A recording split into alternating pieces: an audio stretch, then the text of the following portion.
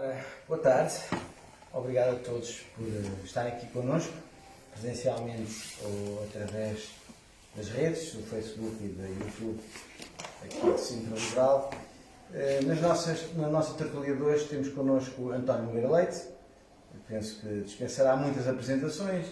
É professor catedrático, é administrador de empresas, ex-governante, ativo também nas redes, no Twitter, e uma pessoa bastante atenta ao que se vai passando e até com alguma acidez e com alguma mordacidade e inteligência, no meu entender, da atualidade e do que está a passar. Bastante crítico de algumas situações, nomeadamente a cultura de cancelamento que está a ocorrer nas nossas universidades, e é uma pessoa que eu pessoalmente admiro bastante, e acho que todos nós que temos um pensamento liberal aceita e gosta com prazer de todas as suas intervenções. António, é um prazer enorme estar connosco, estares aqui a participar nesta formação pedagógica, nesta intervenção cívica que nós temos de levar um pouco esta visão de um Portugal mais moderno e com um Estado mais inteligente, mais ativo, mais Bruce Lee, provavelmente lutador de sumo.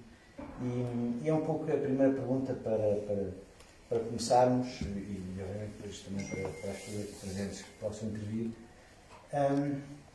O que é que em termos da economia portuguesa, como observador que estás a ver isto a acontecer, quais hoje em dia são as grandes ameaças e oportunidades do que está a passar em termos não só da economia, mas também do sistema político, que parece que é um nó gordo em relação aos problemas fundamentais que nos assolam?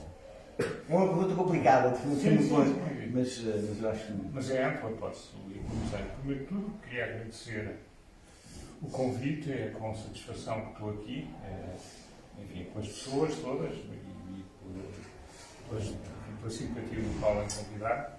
Devo dizer que é a segunda vez que estou numa iniciativa da IEL. A primeira foi uma discussão sobre política orçamental e fiscal. Ainda o Carlos Guimarães Pinto não tinha sido eleito líder, portanto já foi há bastante tempo. Foi uma organização na altura do Grêmio Literário em Lisboa, em que convidaram duas pessoas para falar, e eu fui uma delas. Bem, o tema é muito amplo. O que é que eu iria dizer neste momento? É que nós em Portugal, neste momento, estamos numa altura em que não há um combate eleitoral, nem vai haver um combate eleitoral tão cedo. Eu nunca fui bom, até porque não tenho paciência, no tema da tática política e, portanto, não vou congeminar sobre as rasteiras que uns ou outros possam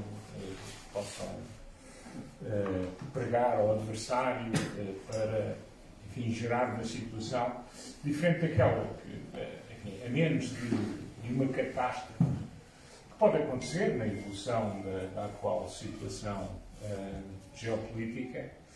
Eu espero sinceramente que não, e acho que o cenário central é que não, mas não é totalmente excluído, não pode ser excluída.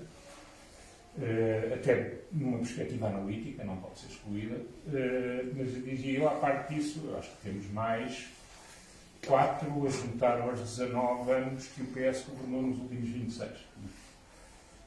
Sendo que desses 7 anos em que o PS não governou, pelo menos uma parte, eu diria, pelo menos 3 anos desses 7, o PS governou indiretamente porque Portugal estava sob um programa de assistência financeira de 80 e vários mil milhões de euros, com um programa que tinha sido calcionado, assinado por, enfim, de má memória, engenheiro Sócrates e Teixeira dos Santos e os nossos criadores, e quem chegou à frente para substituir aquilo que os mercados objetivamente já não faziam, que era financiar Portugal.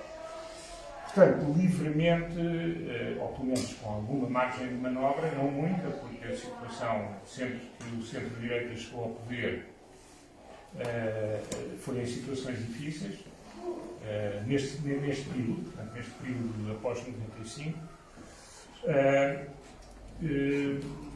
tinha sempre situações financeiras que tinham que ser corrigidas e, portanto, isso limita um pouco a margem de manobra, embora também, enfim, talvez não tivesse sido muito diferente, mesmo que o constrangimento fosse outro. Mas, na verdade, estamos a falar com alguma liberdade em 3, 4 anos, em 26. Portanto, estamos a falar numa governação quase constante do Partido Socialista. Portanto, que tem, basicamente, seguido políticas de alguma redistribuição que não resolveu o problema da desigualdade, porque a desigualdade em Portugal, de acordo com a generalidade dos índices que podemos utilizar, não é menor hoje do que era em 1995. O país é um bocadinho mais rico, mas relativamente, pelo menos em comparativos europeus, como todos sabemos, e aí ele pôs bem esse tema com mais acuidade em cima da mesa, é um país mais pobre, em termos relativos. Eu dizia que foi um país que fez muito poucas reformas, daquelas que são necessárias para que possamos voltar a ter a esperança que a minha geração, que é a tua, e é de um ou outro que aqui estão, que nós tivemos até aos 35 anos. Porque até aos 35 anos havia a perspectiva clara, que é uma coisa que eu acho que às vezes nós esquecemos, mas quando falamos com as gerações mais novas é importante frisar isso. A minha geração estava convencida durante o período que corresponde aos anos mais jovens da idade adulta, de que iria, enfim, alguns no futuro, hoje, 2022, certamente, que era um futuro longínquo na altura, estar num país muito mais próximo da França ou da Bélgica, ou do norte de Itália, do que do Peloponeso ou da Trácia, que é um bocadinho a situação em que estamos hoje. E, portanto, essa redução de expectativas é extraordinária, porque até nós nos esquecemos dela. Porque as pessoas em Portugal estavam, de facto, a discussão em Portugal, muitas vezes, não era se estamos a ser passados por alguém. A discussão era o ritmo de convergência com os mais ricos da União Europeia. E era uma perda política a abrandar esse ritmo. Isso era claro até 95. Depois começámos a ter alguns problemas, mas as pessoas, enfim, já com o Engenheiro Guterres, mas houve ali uma grande redistribuição e, sobretudo, houve muito dinheiro para tivemos os benefícios da convergência para a zona euro, feita com uma venda brutal de ativos por parte do Estado, que não é mau, mas que, na verdade, financiou uma certa ficção. Eu, na altura, se chamava, e escrevia-se em N sítios, a ilusão financeira. Escrevia-se, usei esse termo aí umas 100 vezes. Em artigos publicados na imprensa, pelo menos 20. Porquê? Porque nós achávamos que o nosso déficit diminuía, mas a despesa pública não só aumentava, como tinha mecanismos descontrolados de aumento na altura. Reparem, era na altura em que quase toda a gente que pedisse tinha subsídio de risco. Eu estou a caricaturar um bocadinho, mas é esse facto. Há muita gente que hoje não tem e que teve nessa altura, porque nessa altura houve, digamos, o país começou a virar-se muito para a função pública e começou a virar-se muito para a atividade da construção. Reparem que era nessa altura que cresceu muito algo que já vinha de trás, que é o regime, que foi uma coisa que eu tentei parar e só consegui meio parar quando estive no governo, quem levou com as culpas e foi trucidado na Assembleia foi o ministro na altura, que era o regime de bonificação do crédito à aquisição de habitação pelos jovens, que servia muitas vezes para comprar a segunda habitação dos pais dos jovens, em nome dos jovens. E que era algo que que era uma transferência direta dos contribuintes para o sistema financeiro. Direta. E que só foi reduzida no tempo do Pina Moura e foi eliminada com a Manuela Ferreira Leite. Mas era um sistema que, ainda por cima, não era um sistema justo, era um sistema que tinha um acesso essencialmente, até pela forma como o crédito bancário era dado no início, depois a coisa mudou diferente, mudou bastante, mas era, digamos, uma transferência, no final era uma transferência dos contribuintes, muitas vezes rendimentos do trabalho, para o sistema financeiro e muitas vezes para pessoas que não precisavam de redistribuição nenhuma. Não é? Mas o que é que correu mal a esses sonhos que nós tínhamos nas Não, mas eu estou a começar a explicar. Começámos a divagar, quer dizer, em vez de nos centrarmos naquilo que era a nossa preocupação no pós-adesão, que era o crescimento da economia, que era atingirmos a situação em que os outros estavam, era reduzir os partidos. Os mais novos não se lembram. Eu escrevi um artigo no Expresso, numa coluna que tinha, com vários colegas meus na altura da Nova, que agora já não me lembro, que tivemos várias, essa não sei se era a mão invisível ou se era a riqueza das... Acho que era a riqueza das nações. Uma das várias riquezas das nações que nós escrevemos. E nessa riqueza das nações eu escrevi um artigo que depois levei nas orelhas logo a seguir, que tinha o título Portaria Medieval. E era uma portaria do Ministro do Comércio, do professor Cavaco Silva, do seu terceiro governo, e último, que estipulava o preço e o peso do pão. Os mais novos não se lembram, mas o pão estava tabulado e a forma do pão e o peso estava tabulado. O café, a bica era tabulada, e até houve imensa gente que disse agora como é que vamos beber café com o preço liberalizado. Quer dizer, sempre os mesmos medos de uma economia em que as pessoas livremente decidem o que produzem, o que vendem e o que compram. Quer dizer, é evidente que o café foi liberalizado e, como era óbvio, as pessoas continuaram a beber café de uma forma perfeitamente normal e igual à anterior. E, portanto, não era preciso haver um governante a estabelecer o preço do café e fiscais a ver se toda a gente estava a cobrar o mesmo café. Isto parece ridículo, mas isto existia. E nessa altura a sociedade estava muito virada para a remoção dessas coisas. E eu acho que isso se perdeu. Hoje em dia existem muitas pessoas que estão viradas para isso, acho que a audiência toda e muitos outros, e há muitos jovens, o que é muito positivo para o futuro do país, embora os jovens sejam relativamente poucos face aos velhos. E eu, como já estou do lado dos velhos, posso dizer isso sem me acusarem de querer matar de cabeça cinzenta, até porque já ultrapassei essa fase. E portanto, quer dizer, havia uma... É evidente que não éramos um país liberalizado, mas houve um grande esforço de liberalização, em parte imposto pela União Europeia, mas que as pessoas aceitavam e que achavam que era positivo. Cometeram-se muitos erros aí.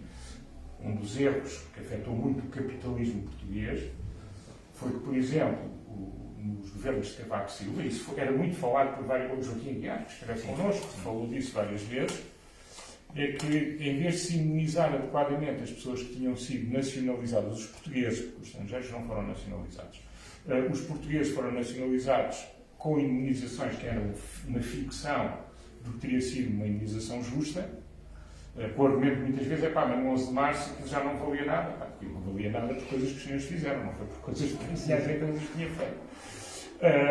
E o que é que se fez? Como contrapartida, permitiu-se que o sistema financeiro, nas mãos do Estado, alavancasse, como agora se diz, muitas dessas pessoas a comprarem essas empresas e elas estiveram endividadas, muitas delas, quer dizer, muitos dos que compraram, como sabem, ou venderam ou rebentaram na crise de 2011. Portanto, eu acho que isso foi uma coisa que não foi bem feita. Se calhar deveríamos ter tido a coragem política de imunizar adequadamente as pessoas e depois não lhes dar nenhuma vantagem nas privatizações. Eu lembro que uma das discussões que tive variadíssimas vezes em conferências e na altura não havia iniciativa liberal. Portanto, na altura quem fazia esse trabalho como era privatizações, era o Diogo Lucena e era eu, que era bastante mais novo, mas que enfim, já tinha algum estatuto junto das pessoas e dele. E nós defendíamos que não devia haver restrições ao capital estrangeiro nas privatizações. E, isso está tudo documentado, porque isso foi reportado em muitos jornais. Eu não tenho isso comigo, mas é fácil de verificar. E havia muitas pessoas que diziam, lá estão os académicos. Eras um perigoso liberal, então. Porque na altura não se falava muito de liberal. Quer dizer, sim, as pessoas, mas não havia. Quer dizer, a palavra liberal era uma palavra pouco referida, não é? Sim, mas diziam que eram liberais nesse sentido. E eu até tenho uma piada que posso contar com o Júdice, na altura, não comigo, mas em que eu estava presente. E o que acontece é que, por exemplo, lembro-me Fernando Henrique, que era uma das pessoas que discutia muito connosco, amigavelmente, porque éramos amigos e somos amigos. E eu dizia, não, mas é muito importante que os grupos que em Portugal possa haver grupos portugueses fortes, e, portanto, os portugueses têm que, de alguma forma, ser... Eu lembro, por exemplo, uma discussão que tive quando estive no governo, em que o engenheiro Belmiro se irritou muito comigo porque dizia, mas o que eu quero é uma managed privatization. Eu disse, mas managed privatization eu não faço, porque isso é benefício. Claro. O ministro, se quiser, faça. Agora eu não faço. Portanto, havia muito esta noção dos capitalistas portugueses, desde os mais afoitos aos mais conservadores, e, portanto, isso foram, digamos, os aspectos menos positivos, que nós podíamos ter feito melhor. Até porque, muitas das vezes, o que aconteceu foi que essas pessoas tiveram muito forte, tiveram vendas, porque tiveram alguma vantagem no acesso à privatização. Basta pensar na primeira privatização na banca, o Tottenham, tudo o que aconteceu. Sim. E depois venderam, e as mais-valias ficaram com eles, não é? E se calhar essas mais-valias, e na altura o nosso argumento não era por isso simplesmente que o Estado, se vender em mercado, vai ter o melhor investidor possível, porque é aquele que está disposto a pagar mais. E o que está disposto a pagar mais é aquele que sabe gerir melhor o ativo e, portanto, vai rentabilizar melhor. E essa era a discussão na altura. Mas essa discussão foi-se perdendo, mas claramente perdemos. A realidade ganhou-nos e, portanto, deixámos um bocadinho esse tema. Mas isso continuou, porque o período onde houve mais privatizações, não nos podemos esquecer, foi o primeiro governo de Guterres. Foi o período em que se venderam mais ativos empresariais do Estado. E eu até uma vez pus no Twitter declarações do Dr. António Costa em que ele defende, já pus isso várias vezes, algumas pessoas não gostam, mas o tweet existe, não é, em 97 não havia deepfakes, em que ele defende as vantagens de privatizar a economia, ter uma economia de mercado, porque isso permite uma afetação mais eficaz dos recursos, quiçá mais justa, porque ao gerar mais riqueza nós temos um bolo maior que podemos distribuir. Exatamente o que eu disse toda a vida. Portanto, aí estávamos bastante agora. Também não nos podemos esquecer que nessa altura o PS pensava isso.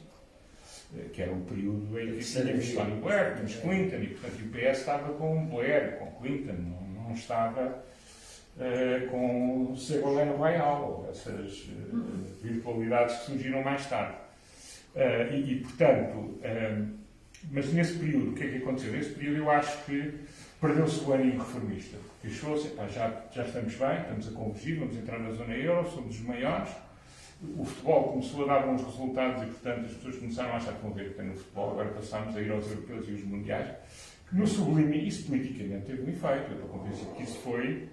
Agora podem dizer, não, este gajo enlouqueceu. Mas isso teve porque as pessoas. Eu lembro-me, por exemplo, que em 98, quando foi a altura da Expo, que eu acho que foi o culminar do sentimento feel good dos portugueses, em que os portugueses achavam que Portugal realmente era um país que já tinha entrado no clube dos ricos e que agora ia fazer o resto do caminho até estar efetivamente junto dos ricos. Eu lembro-me que com amigos meus, que são pessoas que pensam genericamente como nós, mas que não têm a minha função e, portanto, não têm a obrigação de pensar a prazo e de olhar para certo tipo de equilíbrios, porque têm outras funções e a sua vida é mais focada no seu negócio, na sua atividade. As pessoas dizem, mas porquê que tu não estás aqui? Eu estava sempre a dizer que isto é um desperdício. Também, na altura, talvez eu fosse um bocadinho mais germânico do que com a idade uma pessoa vai amainando. Mas eu lembro-me que era uma conversa que a gente achava que eu devia estar doente, porque a Expo mostrava, era uma pequena mostra de um país que ombreava com a Bélgica, com a Dinamarca. Nós estávamos lá, as pessoas tinham essa ideia. E tu lembras disso, não é? Sim. As pessoas tinham essa ideia. Mas já estávamos a fazer tudo ao contrário, porque já estávamos a convergir para o euro, porque estávamos a vender ativos, mas não estávamos a vender ativos para utilizar isso para abater a nossa dívida, porque lembram-se que até foi na altura que, a certa altura, 40%, primeiro era 80%, depois baixou para 40%, depois voltou a subir, mas uma boa parte do dinheiro que vinha das privatizações não abatia dívida, era utilizado no setor empresarial do Estado, onde havia a accountability que existe hoje. basicamente. Pior ainda, porque eu acho que era pior. Era pior porque as pessoas também sabiam menos, os gestores públicos eram piores ainda. Isso não custa em átomos. As coisas funcionavam. Não vou pôr nomes e apelidos, mas enfim, quem viveu isso, há aqui pelo menos 3 que se lembram, as coisas, ou 4 ou 5, as coisas eram assim. Portanto, eu acho que é bom passar isto, porque às vezes eu tenho estas conversas lá em casa e os mais novos ficam muito admirados, porque eles só conhecem este mundo do país sempre em crise e sempre alguém do PS a governar, exceto alguém que não pode governar grande coisa porque tem um script que lhe foi deixado pelo governo anterior do PS e pela falta de dinheiro e é preciso ganhar confiança nos mercados, etc. Portanto, temos esse aspecto. E depois, eu acho que o capitalismo português funciona muito mal. Porquê? Porque muitos dos vícios do estatismo e do amiguismo, aquilo que os americanos e os ingleses chamam o crony capitalism, eu acho que foi ganhando força em Portugal, pelo menos nos grandes negócios. E o que é que eu quero dizer com isso? Eu quero dizer que o que nós verificamos é que, vamos pensar, por exemplo, porque é que nós tivemos a crise bancária que tivemos, outros países tiveram, mas porque é que nós tivemos especificamente tanto problema nos bancos em 2011? Capitalistas sem capital, como dizia o Luís. Várias coisas. Qual é que começou a ser a prática em Portugal? E esta prática não é uma prática pública, porque o privado, os grandes bancos privados, com exceção do BPI, e o Santander, que tinha outra filosofia, tinha uma verdadeira análise de risco antes da crise de 2008. Basicamente, qual é que foi o grande problema? Porque veio essa ideia da construção, foi muito alimentada pelas facilidades de acesso. Bem, nós estamos aqui num dos eixos do resultado dessa política, de 1990 até 2011. Portanto, toda esta zona foi o resultado disso, basta olhar à volta. E basta, como há bocadinho estávamos a falar, alguém que tenha vivido aqui perto, antes dessa fase, e agora isto mudou totalmente, aqui parece Hong Kong, não é? Aquelas fotografias de Hong Kong de 1960, Hong Kong 2010, aqui podemos pôr Massamá 1980, Massamá 2011, e também dá uma grande diferença. Não é? E não é preciso ser Massamá, pode ser alguém Almeida Martins, pode ser Cacém, pode ser Oeiras. Embora o Eiras bastante melhor. O que é que aconteceu? Tivemos eu escrevi um livro em 2009 ou 2010 em que falava isso. Eu chamava-lhe o socialismo da empreitada. Era o nome do capítulo. O livro chamava-se Uma Tragédia Portuguesa, que infelizmente se consumou. Escrevi com o Paulo Freire. E basicamente o que é que aconteceu? Os bancos especializaram-se muito na concessão de crédito à construção, crédito à promoção imobiliária e crédito aos grandes agentes que a promoviam. O grande problema é que as empresas que faziam construção e promoção não havia capital do promotor. Porque o promotor tinha umas sociedades de veículo em Portugal, que eram financiadas em Portugal por quem depois lhe financiava a atividade abaixo. E, portanto, os capitais próprios eram dívida. Aquilo que aparecia como capital próprio da sociedade que fazia a promoção e a construção, o banqueiro tinha a obrigação de saber, porque a operação tinha sido feita no seu banco, de que aquele capital era, de facto, crédito do banco ao promotor. Portanto, fazia um crédito em cima, ele punha peanuts, eles punham o resto, e depois esse veículo entrava como capital próprio. E ao lado desse capital próprio, que no fundo era dívida bancária, só que acima, agora a seguir vem a dívida para a atividade. E, portanto, o que é que aconteceu? Quando a atividade quebra em 2011, o banco só tem ativos para se agarrar, se tiver feito, se tiver as garantias hipotecárias adequadas, e eventualmente avais pessoais. Mas a maior parte desta malta não dava avais pessoais, sobretudo os grandes não davam avais pessoais. Portanto, o que é que acontece? Acontece que toda esta perda cai nos bancos. Portanto, este é um dos anos. Portanto, muita atividade de construção, a outra é obras públicas. Nós fizemos uma promoção gigantesca.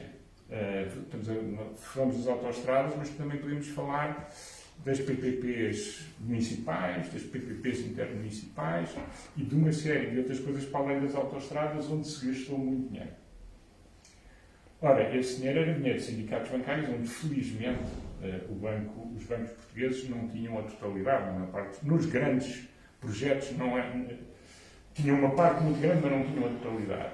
E muitas vezes eram sindicatos que tinham 10, 20, sindicatos com 30 bancos. Poucos, mas 20 era um número muito comum. E o que é que acontece? Quando com a crise o tráfego nas autoestradas desaparece, vamos centrar-nos nas autoestradas, que é o aspecto mais... o que é que acontece? Acontece que os Project Finance estouram. E um Project Finance não tem garantias reais. O projeto é financiado com base nos cash flows gerados pelo projeto. E, portanto, o que é que acontece? Tudo isso tem que ser... E tem que se restar as imparidades, provisionar, essas coisas todas. E, portanto, vem mais umas perdas gigantescas que são totalmente assumidas, quer dizer, porque o capital é relativamente pouco, os empresários perdem o capital, mas o grosso da perda fica no sistema bancário. Não só no português, mas muito no português. E depois usaram essa tecnologia, em que dizem, os portugueses têm muita experiência nessas coisas, para fazer coisas iguais em Espanha, na Grécia, no Brasil. E as coisas também não correram bem. Portanto, temos tudo isso acumulado. Isso é um lado das perdas. O outro lado é que as pessoas continuaram também na nossa atividade industrial, muita gente a ter a ideia de que eu lanço novos projetos, mas eu faço como empreiteiro. Eu meto uns trocos, estou a falar de muitos projetos que surgiram. Eu não vou pôr nomes, porque, primeiro, em alguns casos, não posso, e não devo. E o que é que acontece? Não porque os tenha feito, mas porque os vi. Já vi isso. O que é que acontece? Acontece que muitas vezes fazia-se a mesma coisa. Portanto, a pessoa tinha uma sociedade de veículo, alavancava a sociedade de veículo, a sociedade de veículo metia os fundos como capital no projeto e o resto era dívida. Portanto, no fundo era tudo do banco. Tudo dívida. Era tudo dívida. E isto repetiu-se. E eram os bancos públicos e privados, grandes e pequenos. Todos nisto. É evidente que isso destruiu muito valor quando a economia apertou e o choque da realidade, quer dizer, como nós sabemos, as empresas têm que estar capitalizadas para enfrentar situações, para crescer e para enfrentar situações de dificuldade. Porquê? Porque quem perde primeiro quando há dificuldade é o empresário, não é o banco, mas em Portugal, como o empresário tinha muito pouco para perder, o banco perdia logo no início. Ou muito perto do início, e daí, portanto, a gestão. Ora, isto foi uma economia um bocadinho de faz de conta, porque nós fizemos muitos projetos, tínhamos muita atividade, em que, e também porque as pessoas estavam muito alavancadas, porque as pessoas iam alavancar veículos para comprar participações em empresas, fosse nas privatizações, fosse depois. Quando a economia corre mal, as empresas deixam de pagar os dividendos que estavam no pressuposto dos empréstimos que as pessoas tinham obtido para comprar. Pumba! Mais uma. Portanto, nós construímos uma economia muito insuflada. O governo não obrigou os empresários a fazer isto. Portanto, as pessoas fizeram porque achavam que era ali que estava a oportunidade. Houve alguns casos em que é conhecido que o governo disse: compra aqui. Portanto, há os casos conhecidos, as indicações do governo a certos empresários a comprarem ações PT. Certo. E admito e depois há o grande foco de perda, que é uma perda completamente, eu devo dizer, do ponto de vista da economia portuguesa, uma perda completamente estúpida, que foi o capital destruído na guerra do BCP. Sim. Destruíram-se muitos milhares de milhões de euros nessa guerra. Portanto, a forma como o capitalismo português se desenvolveu ajudou muito a que chegássemos a 2011 com problemas no setor público e problemas no setor privado. E é que, portanto, tivéssemos que fazer um emagrecimento brusco que resultava de ter... E depois tem outro aspecto que eu também queria referir, que é importante. Também tem a ver com um grande erro de política, que foi a consideração de que a zona euro funcionava como a zona do dólar. Ou seja, que a União Europeia e a zona euro era a mesma coisa que os Estados Unidos. Mississippi, o famoso discurso do Mississippi, que há testemunhas que eu fiquei aterrado quando o ouvi, As pessoas disseram logo, eu tinha inveja, eu podia ser governador, é a portuguesa, não é? Porque os assuntos resolvem-se logo com a pequenez do caráter de cada um. Foi quando o Banco de Portugal assumiu que, nesse discurso, que hoje ficou histórico, não é? Porque depois várias pessoas o foram buscar, e houve muita gente, eu nem fui porque não podia na altura, mas houve pessoas como o Miguel Mateus, o António Borges, houve várias pessoas que logo na altura disseram: ai meu Deus, não é nada disto. Antes de eu ter dito alguma coisa. O próprio Cavaco. Mas que as pessoas leem sempre como uma posição política e não como uma posição técnica, porque o Banco de Portugal, até há uns anos, era cientificado, portanto, tudo o que o Banco de Portugal dizia era a verdade. Lembras-te? Quer dizer, o Banco de Portugal dizia, se o economista não concorda, é ou porque não sabe ou porque tem uma agenda escondida. Era sacrosanto. E, portanto, ficou esta ideia que a nossa dívida como economia, portanto, agentes privados e agentes públicos, ao exterior, leia-se, essencialmente todos os países da União Europeia, não tinha problema nenhum da zona euro, porque estávamos todos na zona euro. O problema é que a zona euro é muito diferente da zona do dólar nos Estados Unidos, que é uma zona monetária também, que são vários Estados, que têm alguma autonomia fiscal, mas há duas grandes razões. Primeiro, as economias europeias são muito menos síncronas do que as várias economias, do que a economia americana, no seu conjunto. Portanto, os ciclos não coincidem tanto como os ciclos dos Estados, o que significa que quando uma política se decide para todos, nos Estados Unidos há menos sítios onde ela é desadequada, enquanto que na Europa pode ser adequada para a maioria, mas pode ser desadequada ainda para grupos relativamente importantes. E depois, porque o orçamento federal nos Estados Unidos é gigantesco, face aos orçamentos estaduais, e o orçamento federal da Europa, que é o orçamento gerido pela Comissão Europeia por ordem dotado por decisão do Conselho Europeu, é ínfimo. E, portanto, nós não temos no centro, próximo de quem, embora separado, portanto, no centro temos uma política monetária única para todos, que é para o conjunto da zona euro e não é para as questões específicas da economia portuguesa ou da economia irlandesa, é para a zona euro, como todo, Portugal faz parte, mas é uma pequena parte da zona euro. E o ciclo pode não coincidir, o ciclo português, como realmente não coincide exatamente com o ciclo modal da zona euro. E depois temos uma política orçamental que é, de facto, feita com uma supervisão multilateral dos Estados, mas que não é devidamente, mas em que a parte central não decide, supervisiona multilateralmente, enquanto nos Estados Unidos o orçamento está no centro. E, portanto, há uns problemas específicos com os Estados do Midwest. Em Washington, a presidência, que é o governo, pode afetar mais recursos ou menos recursos, ou ter políticas com grandes envelopes financeiros para essa zona, enquanto que a União Europeia não pode fazer isso, porque aí estamos na política de cada um dos Estados.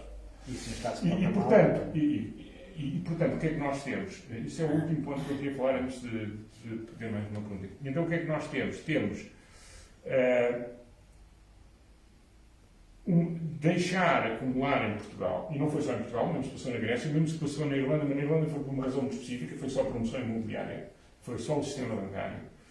E Espanha também teve, mas Espanha também foi só parte do sistema bancário. Quer dizer, tinha e tem muitos outros problemas, mas quer dizer, é preciso pensar que a Espanha em 2009, 2010 era uma economia muito mais forte face à portuguesa do que esta Espanha agora, depois destes anos todos do governo que tem tido. E o que é que acontece? A supervisão multilateral também é fraca. Porquê? Porque é muito política. Porque, reparem, a supervisão multilateral tem fundamentos técnicos, mas os fundamentos técnicos são trazidos a um órgão, que é um órgão de preparação, onde estão genericamente secretários de Estado ou diretores gerais, que é o Conselho Económico e Financeiro. Não sei se mudou de nome, quando eu lá estive há 20 anos era assim que se chamava, mas existe um órgão semelhante, que é onde se faz a guerra técnico-política, mas aí ainda é bastante técnico, mas depois a decisão é política. E a decisão é feita no ECOFIN. E o ECOFIN, a Comissão, é uma parte. Mas eu diria que a Alemanha, ou a França, ou na altura a Grã-Bretanha, que foi ECOFIN, não é a zona euro, portanto isto foi evoluindo e o Eurogrupo passou a ter esse papel. Mas, portanto, uma Alemanha, uma França, uma Itália, uma Espanha têm um poder enorme nesse Conselho. Eu diria que, certamente, a Alemanha e a França têm mais poder que a Comissão, mas muito mais. Ou, pelo menos, tinham sempre no ano em que eu lá estive. E continuaram a ter um poder muito grande. E, portanto, falhou muito a supervisão multilateral. Porque eu acho que Portugal tinha mais do que razões para ter sido chamado mais à coação pelos desequilíbrios que tinha, seja na sua balança externa, seja em termos da sustentabilidade das finanças públicas, do que aquilo que foram as intervenções da Europa, porque muitas vezes, porque eu acho que muitas vezes as métricas não são as adequadas. Eu estou muito mais preocupado com a sustentabilidade e evolução da despesa do que se por razões extraordinárias ou por razões que não têm nada a ver com a ação do governo português o déficit melhorou. Boa parte, enfim, temos visto e está mais demonstrado, não houve praticamente progresso no saldo corrente estrutural neste período em que os principais agentes políticos e comentadores generalistas falaram da grande façanha de ter superávit em 2019. Quando, no fundo, o déficit estrutural, ou seja, tirando os efeitos de ciclo económico e tirando os efeitos que ocorrem uma vez, mas não são sustentáveis, portanto, olhando para aquilo que é recorrente, está basicamente idêntico ao que estava em 2015. Portanto, não houve progresso. E a Comissão Europeia ficou muito contente. Porquê? Porque está sempre a olhar para as métricas erradas. Porquê? Porque estas são as métricas dos tratados. E são as métricas dos acordos. E o que eu acho é que isso tem prejudicado Portugal no sentido em que nós não temos sido induzidos a ter a política correta. Eu também, enfim, já disse e escrevi isso várias vezes e continuo convencido disso.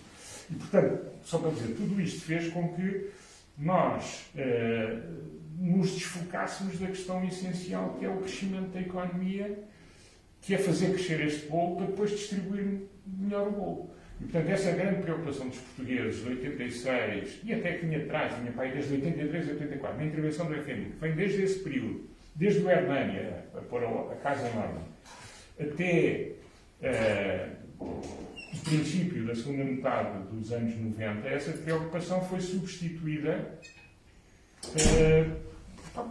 pela gestão deste sistema que não poderia conduzir a bom porto, e por isso é que nós vamos perdendo relativamente a todos os outros. Só para terminar, eu acho que uma coisa boa que ele fez, eu digo aqui, já escrevi isso num artigo no Observador na altura das eleições, antes disso, foi conseguir pôr, coisa que, por exemplo, nós isoladamente, os economistas, nunca conseguiram pôr, foi conseguir pôr no centro do discurso político a questão do crescimento. Porque a questão do crescimento era uma questão que nós crescemos pouco e tal, mas nós nunca andávamos a falar nisso. O PSD tem aquela fixação contabilística nos orçamentos e nos saldos e não sei o quê. É evidente que também teve grandes performances enquanto governo a promover o crescimento, não é uma crítica ao PSD, é só dizer que o discurso até deixou-se levar demasiado pelas circunstâncias. E vocês, talvez por estarem mais livres, puseram, no fundo, com aqueles vossos lindos mapinhas sobre as ultrapassagens, puseram a questão da discussão do crescimento, que preocupava a todos, e teve sempre um discurso do PSD, do CDS, toda a gente, mas puseram essa questão mesmo na agenda. E foi a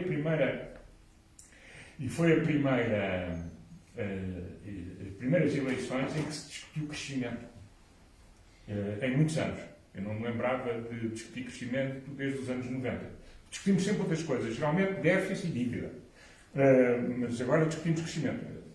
O problema é que o Governo apresenta um programa onde fala muito pouco de crescimento, os objetivos são muito fracos, e não fala de uma coisa que é essencial para o crescimento, que é tratar da questão da produtividade. Não está lá. Ou está lá pouco. Eu ia pegar no que vais dizer. Portanto, resumindo, nós tínhamos uns sonhos perfeitamente realizáveis na década de 80, de 90, e entretanto, depois esta questão toda do capitalismo sem capital e das privatizações, que tu fizeste esse diagnóstico, e depois terminou abruptamente na crise de 2011, ou seja, o choque da realidade, mas hoje em dia nós temos mais ou menos as contas equilibradas, a inflação vai tratar do peso da dívida no PIB, e basicamente está tudo mais ou menos controlado e está tudo bem, portanto já não cometemos aqueles excessos. O BCE está muito mais atento aos bancos portugueses, até porque Casa a de saltar as supervisão regras da bancária, supervisão. que hoje em dia No limite, o ferrolho está cada vez não, está, quer dizer, as pessoas não gostam, Sim. mas é sério. É sério. Até porque é feita diretamente por eles nos principais intervenientes. E até de uma forma até hostil em relação Felizmente não estou na banca. Infelizmente, mas é o que constam alguns. Não, Portanto, sem dúvida. o que falta hoje em dia, o que é que falta para crescer em Portugal, novamente naquela questão que estamos a falar, o paradigma do crescimento, estamos a falar na questão da produtividade, o que é que falta para nós, de facto, voltarmos a sonhar, voltarmos a ter a ambição de queremos...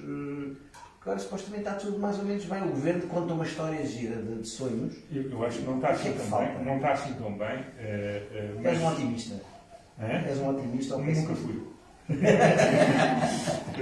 Peço desculpas. Não, a próxima vez é otimista. sou ou não sou, é claro que fui muito. Quer dizer, não sou um pessimista militante. Não é longe disso. Até porque tenho atividade profissional e na atividade profissional um pessimista tem um infarto cedo, não é? Portanto, uma pessoa tem que... Não... Agora, o que é que se passa aí? Eu acho que há uma questão que está eternamente adiada e que nós agora até tínhamos uma oportunidade fantástica para o fazer, que é aproveitar este balanço mundial da transformação digital. E a transformação digital é o pretexto que nós precisamos para reformar a administração pública. E eu já nem estou, quer dizer, eu antes era muito mais ambicioso, de vamos definir as funções do Estado, vamos ver o que é que o Estado deve fazer, o que é que o Estado não deve fazer. Há muita coisa que o Estado faz que não precisava de fazer. Pá, já nem vou por aí. Eu vou como é que eu, em função da tecnologia que tenho, em 2022, 23 e 24 e 25, por aí fora, e as virtualidades que a digitalização dá e que nas nossas empresas transformaram a vida como nós operamos, e não é só no setor dos serviços, também no setor industrial, usar isso para reformular, quer dizer, trazer o Estado.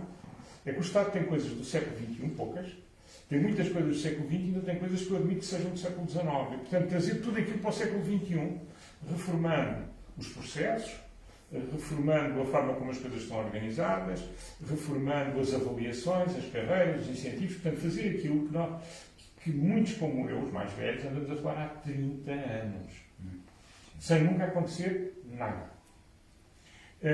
Nada muito grande, quer dizer, nada de estrutural. Foram-se mudando coisas, mas não se fez nada de estrutural. Eu acho que a transformação digital, tal como nós estamos a transformar as nossas organizações no setor privado para sobrevivermos e para crescermos, nos casos para crescer mais, noutros casos para criar, enfim, para crescer mais em valor, noutros casos para criar a oportunidade para depois crescer em valor e resolver alguns problemas do passado, eu acho que isto era uma oportunidade enorme para melhorar o funcionamento do Estado. E porque se nada se fizer, as coisas não vão estar muito melhor em termos de funcionamento mais à frente e vão custar mais dinheiro. Porque basicamente o que nós temos tido são políticas de contenção de despesa, não são políticas de racionalização de despesa. E por isso é que nós vemos os médicos agora a falar dos problemas do SNS, não são só os utentes, vemos cada vez mais médicos descontentes com a forma como o SNS funciona, porque ele funciona na política do aperto, não na política da racionalidade. E aí é uma questão mais sistémica, que eu acho que o modelo não é o SNS chegar a todo lado, devíamos ter um sistema bastante mais concorrencial, e aí eu até de aproximar-me bastante. Já tinha anteriormente essa opinião das propostas que a IEL tem feito. E muita gente tem essa ideia, mas já sabe que isto é inviável enquanto o PS governar. Sobretudo este PS. O outro PS poderia tê-lo feito. Depois, essa questão da racionalização da função pública. E não nos podemos esquecer que o Estado, a demografia, vai fazer com que nós, se estivermos aqui todos em 2032, temos uma população muito mais envelhecida, muito mais aposentados por trabalhadores e muito mais peso, por exemplo, no SNS, porque as pessoas estão mais velhas e há menos gente mais nova e as pessoas mais velhas exigem mais despesa pública num sistema em que é o Estado que financia tudo. Ou seja, os nossos impostos chegam ao Ministério das Finanças, que depois distribui para os Ministérios Setoriais que depois pagam. E, portanto, se não racionalizarmos, as coisas estão razoáveis agora, mas não estão sustentadamente razoáveis. Portanto, há de haver uma altura em que nos vamos engajar outra vez por essa via. Mas tens razão, com alguma inflação que vamos ter, o peso da dívida vai diminuir. Agora, nós temos que olhar para a produtividade. E aí é de facto muito difícil, porque eu acho que é muito difícil porque muitos de nós nesta sala conhecemos medidas e conhecemos caminhos que podiam ajudar a melhorar esse problema. E reparem, e o problema não se pode dizer, como agora a maior parte dos meus colegas académicos gosta de dizer, sobretudo os liberais de esquerda, que são basicamente socialistas que acreditam no mercado, para algumas coisas, que tudo se resolve. O nosso problema é a educação. E, portanto, quando tivermos a educação a nível dos outros países da Europa, então começamos a crescer. Não, mas não é tudo educação. Porque os países do Oeste eram tão ou mais educados que os países do Oeste e eram uma porcaria, como se descobriu quando caiu o muro. As pessoas viviam mal. A vantagem é que viviam todas mal e, portanto, havia igualdade, exceto os dirigentes. Mas viviam muito mal, as economias não funcionavam e as pessoas eram educadíssimas. Portanto, não basta a educação. A educação é fundamental. Um dos problemas do atraso português tem a ver com a educação. Nós sabemos isso. E melhorámos alguma coisa, apesar de se poderem fazer muitas coisas melhores, mas há imensa política que podia melhorar mais e não se quer fazer. E provavelmente a política do aperto e da aposta só primacial em termos de política pública no setor público, sem meios, ou com muitos poucos meios, faz aquilo que nós já conhecemos, que é pessoas no centro de Lisboa, isto é só um sintoma, não é um grande diagnóstico. Turmas chegarem a essa altura do ano, não têm os professores todos, ainda, e que já não vão ter. Isto faz lembrar algumas... Quer dizer, isto não acontecia quando eu, em 1973, 74, andava no primeiro ano do curso geral do Liceu, no Liceu Nacional de Sintra, que é o atual sétimo ano de escolaridade. Isso não existia. E não havia tantas escolas privadas, porque as pessoas acabam de fugir. Não, mas as escolas públicas eram ótimas. Mas o que eu estou a dizer, mas também eu não quero comparar, porque se uma pessoa se diz isso, vão dizer, o que eu quero, não é isso que eu estou a dizer. O que eu estou a dizer é, as coisas já não estão a funcionar bem. E o corpo está muito envelhecido e nós sabemos que nos próximos 10 anos as pessoas vão mudar. E a tentação não vai ser resolver os problemas estruturais, vai ser atirar dinheiro para cima do sistema, como se tem feito sempre. Portanto, eu acho que nós temos essa questão. Agora, os problemas que nós temos é, nós continuamos a ter pouco capital. Sim. E depois de 19 anos em 26 de estatização, temos a estatização nas mentalidades. Eu ontem, enfim, não quero publicidade, porque eu não cobro pelos artigos que faço. Cada um tem a sua mania, eu tenho esta. São bons. Uma coisa que me faz imensa impressão é a dependência das entidades do Estado. Eu posso dizer, e isto, sei que as pessoas vão ficar ofendidas, mas não estou a pensar em ninguém. Abstratamente, há muito menos gente profissional com posições de relevo que tenha disponibilidade para dar a sua opinião hoje do que há 20 anos atrás. Verdade. Isso é um retrocesso e isso não é amigo do crescimento futuro. Muito menos gente, tu sabes isso. É verdade. Há muita gente que deixa de ter, porque não tem medo, as pessoas, felizmente não é o meu caso, mas as pessoas deixam de... os empresários começam a querer ter a certeza que as pessoas, se tiverem opiniões que não são próximas do governo, não as pronunciam em público. E, idealmente, que sejam próximos do governo, porque isso pode ser sempre útil. Não? E isto, ao fim de 19, 26 anos, estabelece um cuidado. Portanto, nós não temos, como em Espanha, a capacidade que os empresários têm, e ali, enfim, o João sabe isso também quanto eu, os empresários em Portugal têm uma grande dificuldade em contestar, a não ser pedir. Quer dizer, o discurso é sempre um discurso de pedir qualquer coisa. Nunca é um discurso de exigir qualquer coisa em que não há contrapartida financeira nenhuma. Mas é o governo ter uma política mais acertada. Ou ter uma melhor política no setor, como em Espanha, na política laboral, a política de mercado de trabalho. Em Portugal, não. Em Portugal é sempre um menu, é uma política empresarial sindical. É sempre um menu de coisas, nem isto, nem aquilo, nem assim. Quer dizer, as pessoas já vão ao ponto de dizer eu aceito subir o salário, mas o Estado dá-me dinheiro para eu subir o salário. Isto é ridículo. E só em Portugal é que as pessoas acham que isto é normal.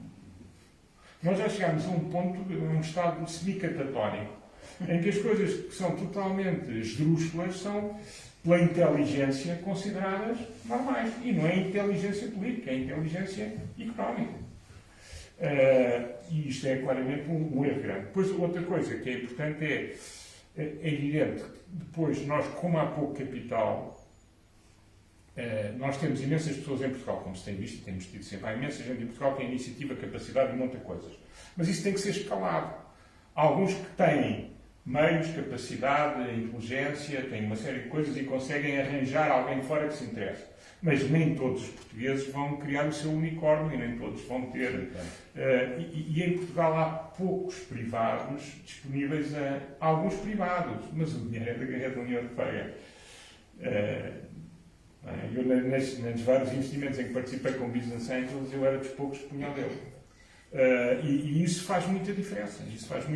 Portanto, há uma série enorme de coisas que temos que mudar e que a sociedade civil pode ser mais exigente. O problema é que a sociedade civil está muito dependente do Estado. Vou dar um exemplo só para terminar. Eu fui uns anos, e isto não é nenhuma crítica à cidade de Aveiro, porque Aveiro não é diferente do resto, nem é pior que o resto, nada disso. Portanto, não se leia isso como uma crítica. Agora, o que se vê quando se está no poder autárquico, eu não era executivo, eu estava na Assembleia Municipal, mas o que se vê é que são muito poucas as entidades do setor da sociedade civil, assim, que dispensam o apoio financeiro de entidades públicas. Sim. E como é que podemos ter uma sociedade civil pujante se elas têm que estar na fila para o apoio? Seja o apoio autárquico, seja o apoio governamental. Nós em Portugal achamos que isso é normal. Não, mas as pessoas fazem muito. Com certeza. Mas é melhor nos países onde elas não precisam. Nem que seja um GoFundMe. Que não precisam do Estado. Porque é evidente que quem tem o cheque e a caneta tem exigências. Claro. E eu não estou a falar aqui em nada que seja ilegal. Sim, não, mas estou a falar em uma sociedade civil que se deixou, que perdeu a sua autonomia num país empobrecido e em que as pessoas se habituaram a depender do Estado para tudo. Uma pergunta final, antes de passar aqui a interação com a audiência. Uma pergunta provocadora. O que é que tu achas, no teu entender, o papel reservado a um partido liberal, como acontece na maior parte dos países europeus? Nós utilizámos na campanha aquela questão de sermos o Viagra do PSD, não porque o PSD seja mole e flácido, ou que o Estado seja mole e flácido, mas que, de facto, aquela vontade... O Estado é uma criação liberal, os liberais não são contra o Estado, pelo contrário, queremos um Estado mais... E também utilizámos isso na campanha, queremos um Estado mais Bruce Lee, provavelmente um Estado lutador de sumo, gordo, anafado e que pesa. O que é que nós poderíamos fazer, e aqui para esta audiência mais liberal, enfim, em termos em relação à média, o que é que tu, no teu entendimento, nós poderíamos fazer de um contributo positivo para a sociedade portuguesa, em breves linhas, que é para depois também dar a oportunidade a todos colocarem perguntas, devem estar todos cheios de vontade nesse tempo. Não, eu acho que é importante pôr na agenda, e eu acho que há uma coisa que a Iniciativa Liberal, para quem está de fora, dá essa ideia. É como muitos vêm do setor privado, e muitos não são, e ninguém é político profissional. É evidente que no futuro, se o partido se mantiver feito, tem que ter uma estrutura e há pessoas que vão fazer a sua carreira como deputados, quer dizer, não há mal nenhum nisso, também não podemos. Aliás, o PSD no passado contribuiu muito, sobretudo os comentadores ligados ao PSD, para esta ideia de que qualquer pessoa que faça carreira política é um anátema para a sociedade, não é o caso, não é? Portanto, é bom não fazer essa divisão, porque senão ficam os que lá estão sempre. Porque assim não tem problemas com isso. Não é? Agora, o que é que eu aqui acho que... Eu acho que é estabelecer os temas e depois é a metodologia o partido a metodologia da atuação, que eu acho que certamente vai ser apurada, mas só um pequeno partido podem fazer. O Partido Socialista ganha sucessivamente eleições. Não é porque os portugueses... É evidente que agora há questões específicas que ainda não te abordei, fiz algumas inimizades que eu não vou falar, que há aqui questões específicas, mas já vim atrás. Os partidos têm que ser profissionais na sua atuação. E nós vemos que os partidos, liberais ou outros, quando têm sucesso, são partidos em que cada um faz aquilo que sabe fazer.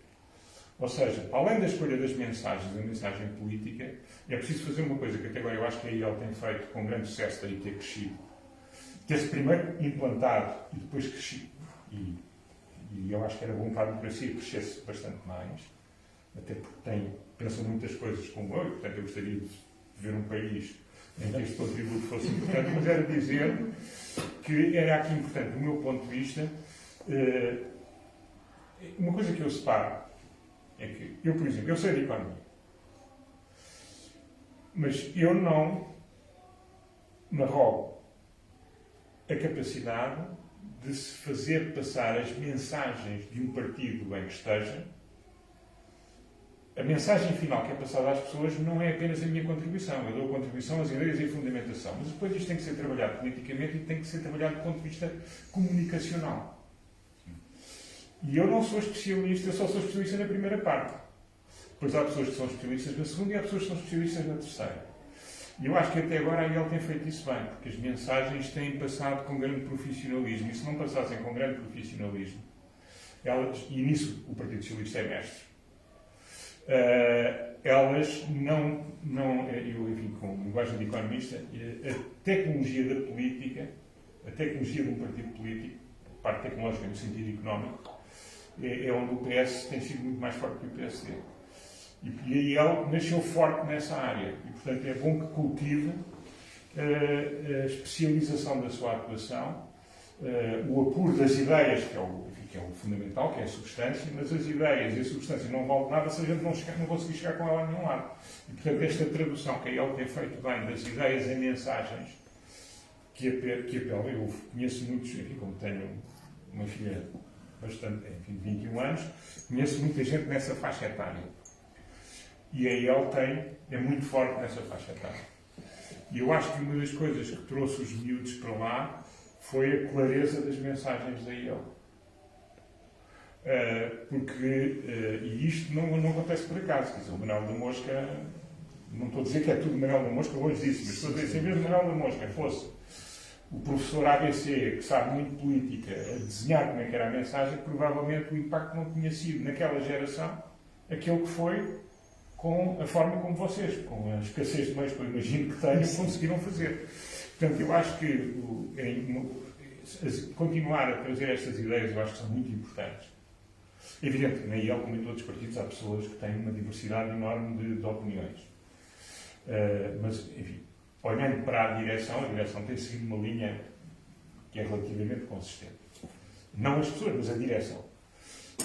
Todos os partidos têm, cada português tem as suas ideias, não é? No fim do dia.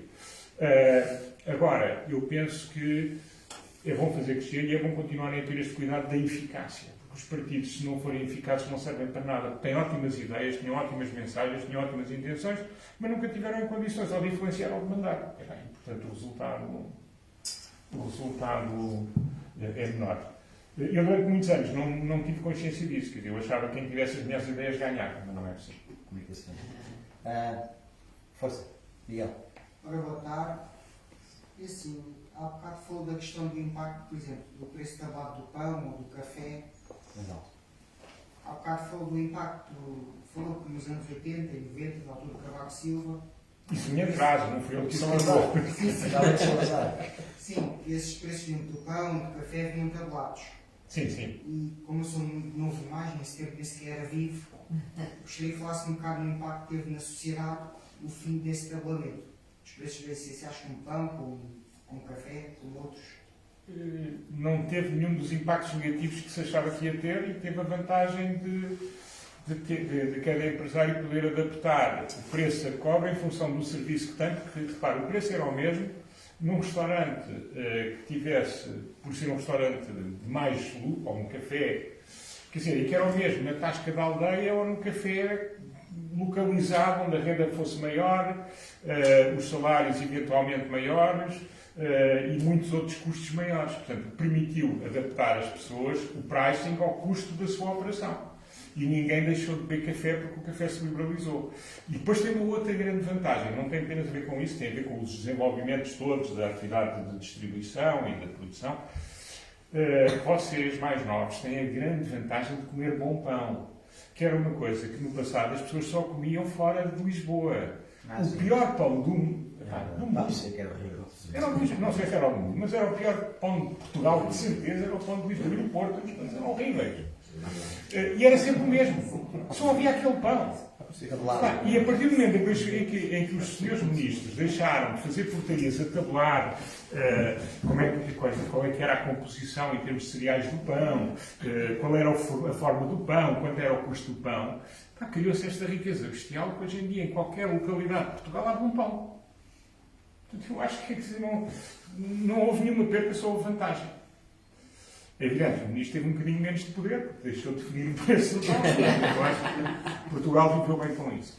Sim, há uma proposta do PCP para tabular o preço máximo dos combustíveis e é muito complicado qual é que é o preço dos combustíveis, se é do hipermercado, que às vezes chega a ser 20 cêntimos mais barato que o da bomba. Portanto, há um retrocesso nesse aspecto. A liberdade de oferta e de procura, quer dizer, as pessoas não são forçadas a ter os seus estabelecimentos. Têm porque têm a ideia que ou já têm um negócio ou vão conseguir ter ali um negócio. E para nós há mais escolhas. E isso é fantástico. Quer dizer, eu lembro, e isto é uma coisa que me marcou mesmo imenso. Eu fui muito novo fazer o doutoramento para os Estados Unidos, tinha 21 anos. Portugal, nessa altura, 84, não tinha... o supermercado em Portugal eram umas máquinas, que qualquer loja de província ou um supermercado tinha as mesmas máquinas em que as pessoas batiam assim o preço de cada um dos itens, vinha o preço, batiam assim. Em 1984 eu chego aos Estados Unidos, a uma universidade, que é do meio, lá no meio daquilo, e as pessoas tinham exatamente o sistema de barras que nós temos aqui. Portanto, chegavam e o produto, exatamente o que fazemos agora. E depois uma variedade imensa. E em Portugal nós tínhamos, sei lá, 3 marcas de detergentes, 2 marcas de não sei o que, quer dizer. Isto foi em 84. Quando eu voltei em 88, é evidente que eu vim de férias, mas não andava a frequentar, vim de férias muitas vezes, 2 vezes por ano, mas não andava a frequentar supermercados, não é propriamente com 22, 23 anos, tenho como grande diversão de férias, ainda por cima quando elas são curtas. Quando eu em 88 voltei de vez, foi surpreendente a diferença. Isso resultou, temos entrado na União Europeia e da liberdade. Toda a gente podia vender coisas em Portugal, as marcas estrangeiras chegaram e o consumidor português beneficiou imenso. Em 88, os supermercados portugueses eram iguais aos dos Estados Unidos. As marcas, muitas coisas eram iguais, havia muitos produtos que havia na América, não havia cá e passou a haver cá, e havia marcas europeias que nós não tínhamos e que passámos a ter, e a sensação do cliente quando entra num supermercado, em 88, em Portugal, em Chicago, em Nova Iorque, em Los Angeles, é basicamente a mesma. Em 84, é como irmos dos Camarões para Copenhaga. Portanto, tudo o que é... Porque eu vivi isto, e foi das coisas que me marcou, foi... Eu, em 84, 85, achava, Portugal é de mesma atenção. Realmente, quer dizer... Isto é outro mundo, isto é um salto, parece quase, não era ficção científica, mas isto é um salto brutal, quer dizer, como é que nós estamos, que pena não estarmos assim. Em 88 estávamos iguais. E, portanto, permitir às pessoas mercados onde não havia nem escolha, nem produtos. Portanto, de não escolha nem produtos, não escolha e escolha abundante. Eu acho que isso é uma diferença brutal. Pode ser. Boa tarde. O doutor falou aqui sobre o crescimento, mas eu também penso nisso muitas vezes. Agora a minha questão é como é que se cresce, como é que se mete o PIB a crescer, porque para meter o PIB a crescer necessariamente tem que se encontrar algo que produza valor. Nós temos um amigo comum, que é o Rui Vinicius Silva, que acho que o professor conhece, que é professor de universidade também, que ele diz que o grande problema de Portugal é que não consegue criar marcas de valor. Um sapato que é produzido, por exemplo, em São João da Madeira, se chegar a Milão ou a outro, mete-se uma etiqueta e facilmente multiplica por 3 ou 4 vezes o valor. E então aquilo que nós temos hoje em dia é que se deixou de produzir muita coisa, quer no setor agrícola, quer no industrial, estamos certamente restritos a serviços, e onde predomina agora o turismo, e não se vê, quer dizer, pelo menos não consigo perceber como é que se cresce, o que é que se vai criar de valor para dar a riqueza e, consequentemente, o crescimento. Não sei se me faço entender agora. Quer dizer, mas eu acho que isso resolve-se, porque, enfim, não é fácil em todo lado, mas eu, por exemplo, setores que agora estão numa dificuldade enorme por razões conjunturais, vejam, por exemplo, a Vista Alegre. É um bom exemplo. A Vista Alegre é uma marca antiga, mas entrou em muitos mercados, agora com a nova gestão que tem, onde não estava anteriormente, com produtos bastante diferentes. E o que é que nós verificamos? Verificamos que é possível ter uma marca portuguesa.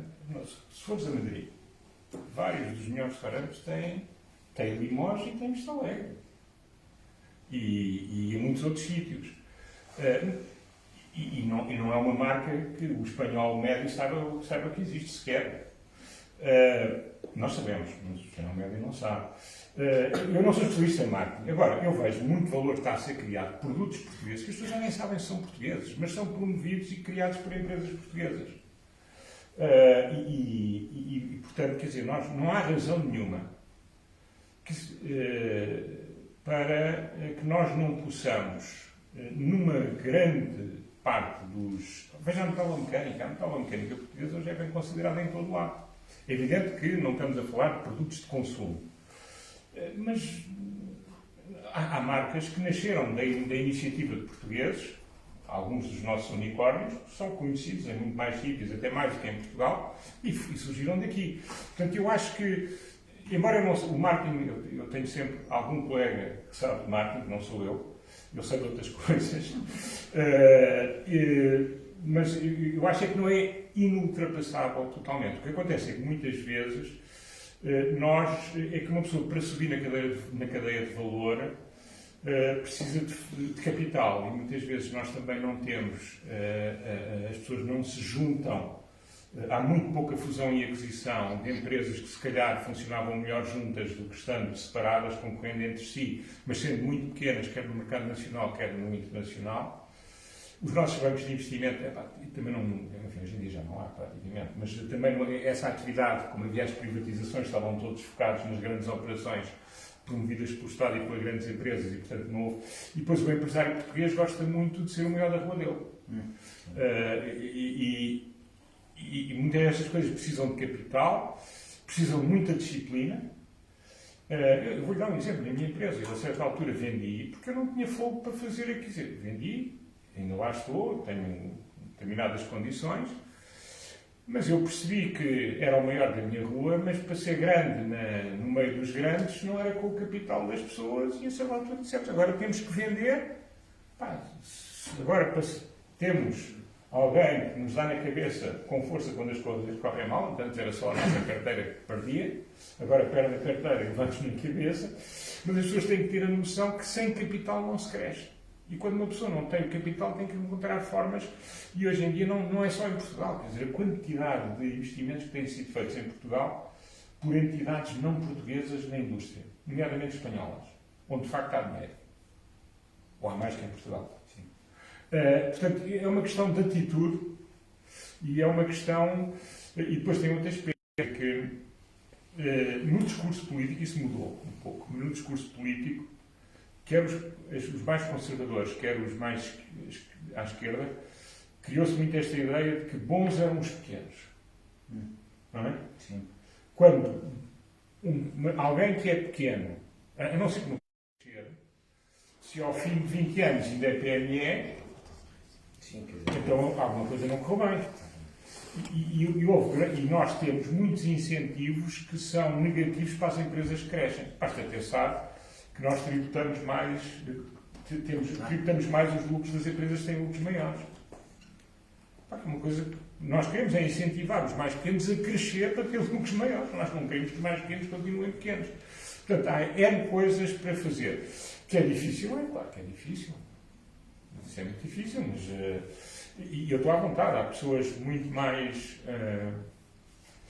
E há muita gente nova que tem tido grande sucesso a partir de Portugal nos últimos anos. Agora, é evidente que não se deixou, ou teve a capacidade, teve a inteligência, teve a sorte, é preciso também ter sorte, uma pessoa com azar não se safa, tiveram a capacidade de, estando em Portugal, não estar num ecossistema totalmente português.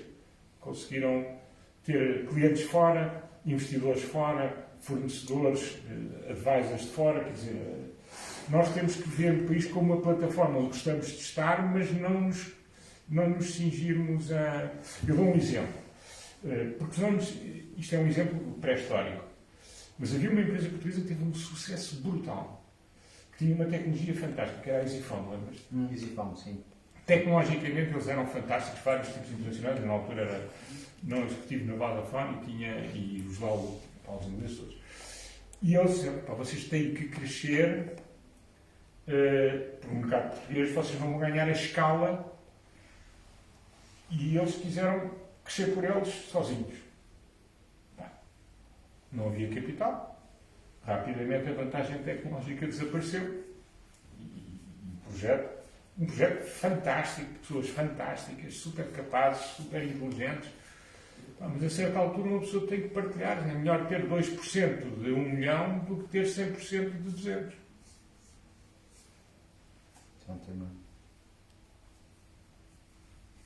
Sim, eu tenho várias questões. É lá. Mas pegando nesta última que estava a falar, é que as empresas, de facto, as ideias podem começar cá, mas não há financiamento em Portugal. Portanto, as rondas de financiamento são todas feitas fora. Nós cá não há ninguém que invista propriamente. Haverá, não há muitos.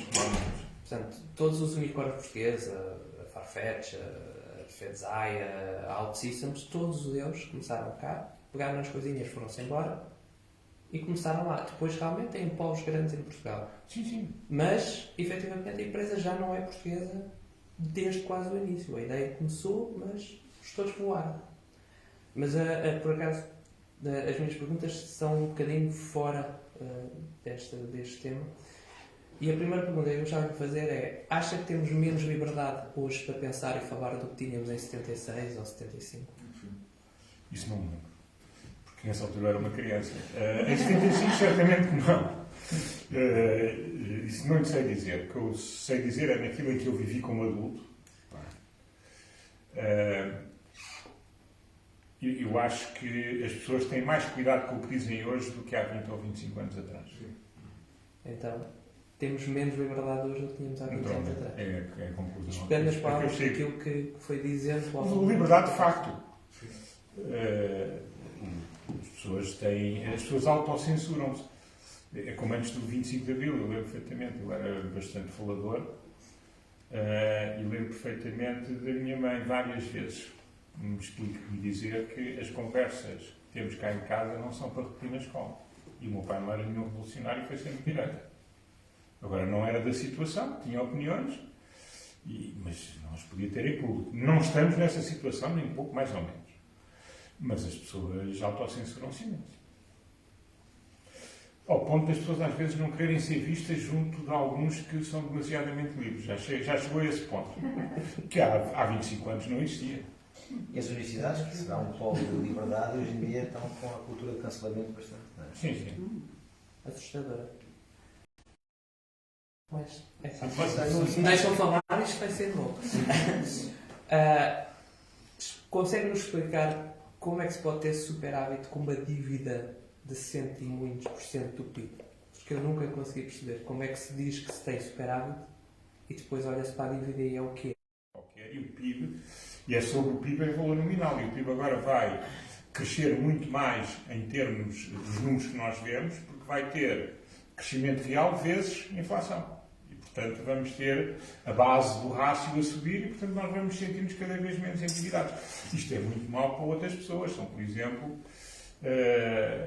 as pessoas que tenham ativos que não se valorizem com a inflação. E nós, os mais velhos, lembramos perfeitamente. Ainda nenhum de nós, que aqui está, eu julguei adulto, mas já era suficientemente consciente para se lembrar do ano em que o doutor Mário Soares cortou 10% do salário aos portugueses, e os portugueses estavam muito contentes porque tinham tido um aumento de 16%.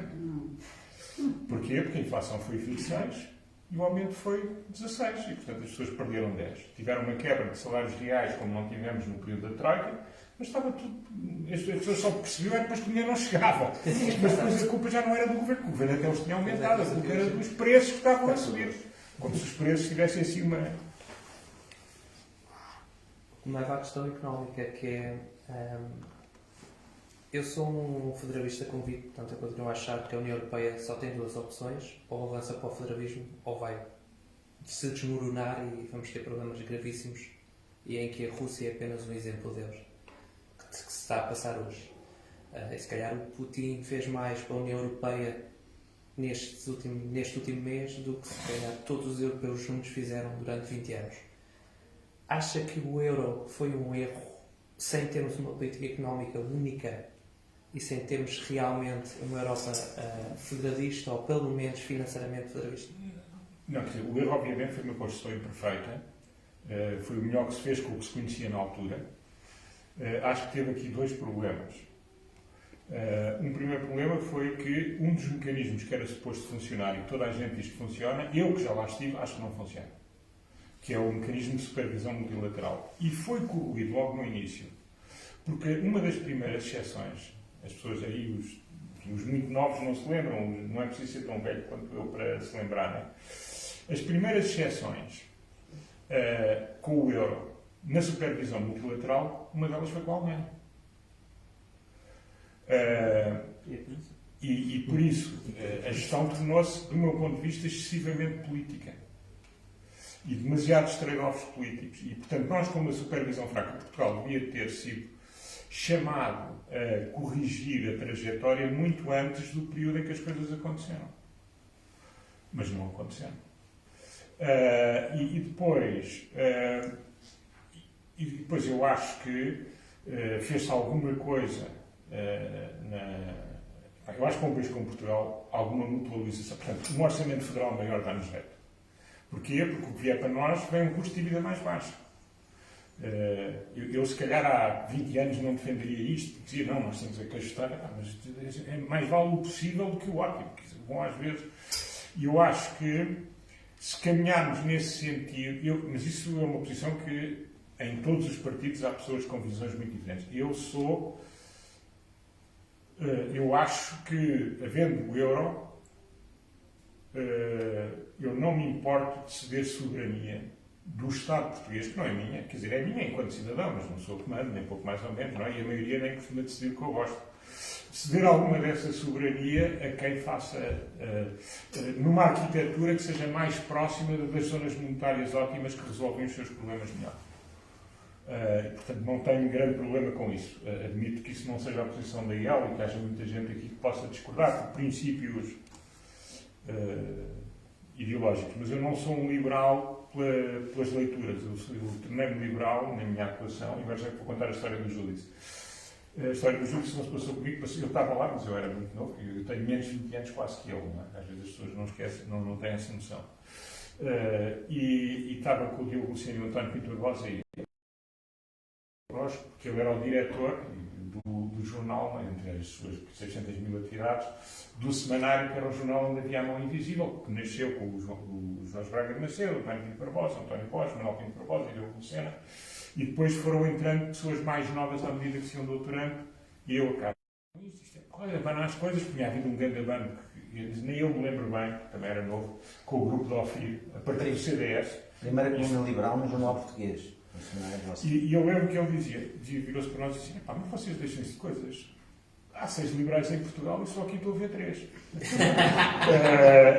E, portanto, quer dizer, eu cheguei lá porque acho, por um lado, gosto de liberdade. E por outro lado, muito da ciência económica explica que o gospel não funciona, que os dirigismos não funcionam, que há uma série de coisas, quer dizer, que o mercado resolve muitos problemas, não resolve todos. Portanto, eu nunca fui portanto, eu não é ali o Hayek, eu agora vou repetir isto sempre, e a minha carreira é essa. Não, eu sou um liberal pragmático, cheguei lá com o que fui aprendendo e por convicção que também li, mas por convicção, a partir da experiência e da minha formação profissional, é muito difícil, exceto, hoje, agora está a mudar, mas para alguém da minha idade, ou mais velho, ou um pouco mais novo, é muito difícil que um bom economista não tenha uma posição muito parecida com a minha. Agora é que começaram a aparecer grandes... E a geração mais nova, há muitos que têm esta coisa que eu não consigo perceber, pelo que escrevem, não vou criticar ninguém, nem vou... Mas há aqui cria-se uma certa esquizofrenia, porque em certos meios têm uma opinião, mas depois noutros têm outra. E eu, como tenho boa memória, eu lembro da opinião ao longo do tempo, portanto, vou vendo interiormente com a...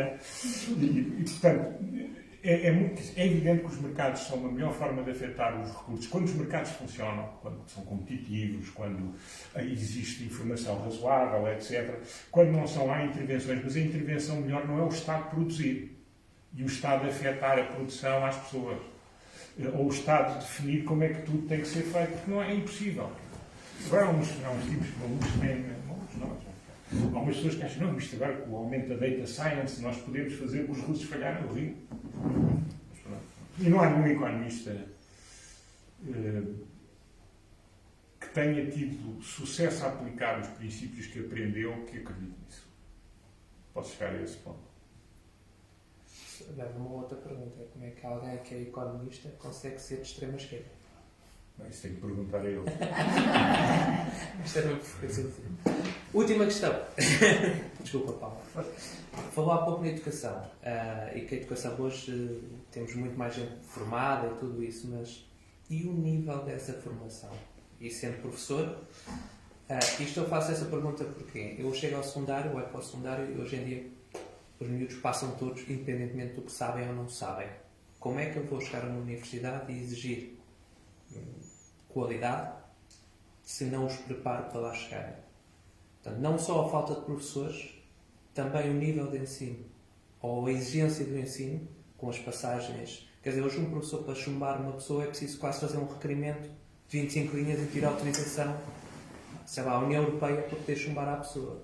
Porque como é que nós vemos a nossa formação no futuro, e sendo professor e estando a lidar com, imagino com alguma qualidade, tendo em conta onde há aulas, mas como é que nós realmente vemos os nossos jovens a evoluir e que formação é que iremos realmente ter para dizer que temos 10 mil alunos que estão todos doutorados ou licenciados, ou melhor, bacharéis, não é? Porque as licenciaturas é uma ilusão, somos todos bacharéis, ninguém é licenciado, exceto algumas exceções, que são os 3 anos de Bolonha, é bacharel, não é licenciatura. Em Portugal chamamos de licenciatura, mas é o equivalente ao bacharel. É bacharel europeu. Portanto, que qualidade é que nós realmente temos? Porque dizer que a pessoa tem um canudo é fantástico, mas não, e aplicar? Será que aquilo se consegue aplicar depois em alguma coisa real? Quer dizer, nós temos, eu acho que uma das coisas que falta, eu digo sempre que não sou especialista em educação, mas eu vejo pessoas que escrevem nos jornais como especialistas em educação, o que eles fizeram foi, têm muito menos experiência, têm provavelmente muito mais fracas avaliações dos alunos do que eu tenho ao longo dos últimos anos, já tive 25 mil alunos, portanto posso... mas que, enfim, fazem umas regressões e são especialistas em educação. O que é que eu posso... e recebem dinheiro das fundações para dizer coisas. O que é que eu posso dizer? Eu acho que, quer dizer, as universidades, por definição, não podem ser muito aplicadas, no sentido que as pessoas, quando saem da faculdade, fazer com que a formação prática e com que o ensino e a variedade das cadeiras que são dadas, mas isso é caro, porque muitas opções é caro para a escola, fazer com que as pessoas façam a sua transição para o mercado de trabalho com maior facilidade. Mas repare, uma pessoa que sai licenciada em gestão nos Estados Unidos não é um prático. Não é muito diferente do que se pratica hoje em Portugal. Agora, as empresas investem na formação e depois há muita gente que é importante e que não tem que ser universitário, porque eu não sei, quer dizer, as pessoas devem ter liberdade de escolha.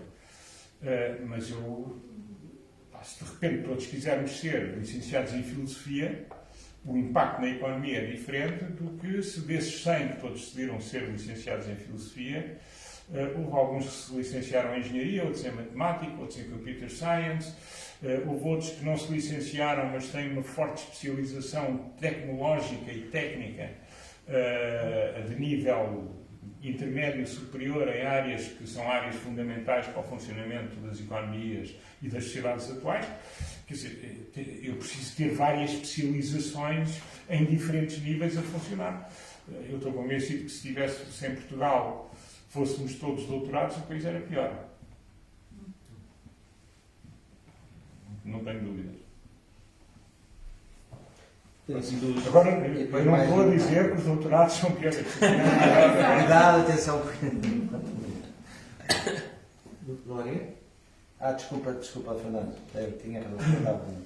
Referiu há pouco a fragilidade da sociedade civil, o condicionamento da opinião e alguma perda de liberdade económica. E esta questão é mais do foro político e tem a ver com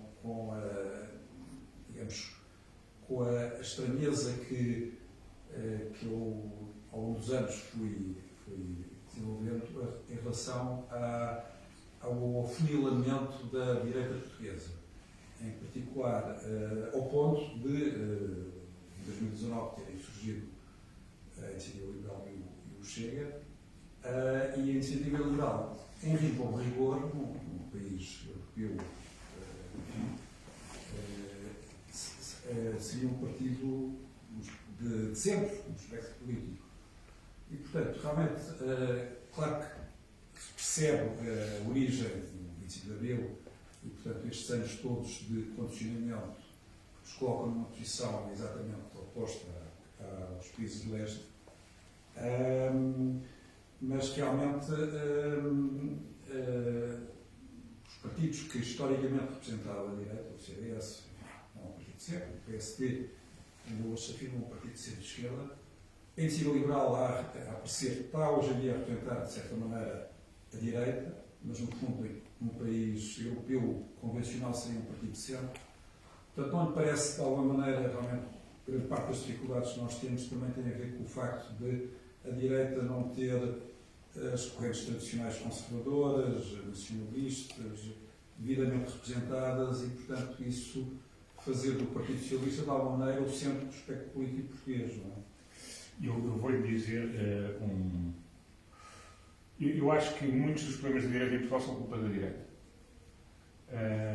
E mais, além da variedade que até existe, mas que está de várias formas, eu acho que a direita prescindiu de uma série de coisas, porque há instituições fundamentais no mecanismo de transmissão entre os partidos, os governos e as pessoas, que em Portugal estão tomados há décadas pela esquerda. Os capitalistas portugueses convivem com uma comunicação social em que a maioria dos jornalistas é de esquerda. Referir nos direitos nas linhas editoriais, estou a dizer que é um facto. Não é? É um facto. Existem instituições muito importantes do Estado em que determinados partidos estão ancorados há muitos anos e dominam completamente. E depois menorizar as pessoas que tinham atividade política. Eu, a certa altura, apoiei uma pessoa para a direção de um partido. E depois pessoas que se tornaram grandes fãs, maiores até do que eu. O que eu fui criticado nos meios sociais onde convivo, desde sempre, porque essa pessoa não tinha o pedigree académico, de ter estado em lugares em empresas, social, esse tipo de coisas todas. Portanto, a direita cavou um bocadinho a sua cova. Porque a certa altura menosprezou. Eu lembro que houve pessoas que me disseram: para que é que tu apareces nessas coisas? Não vês que isto para nós é mau. E nunca era o patrão.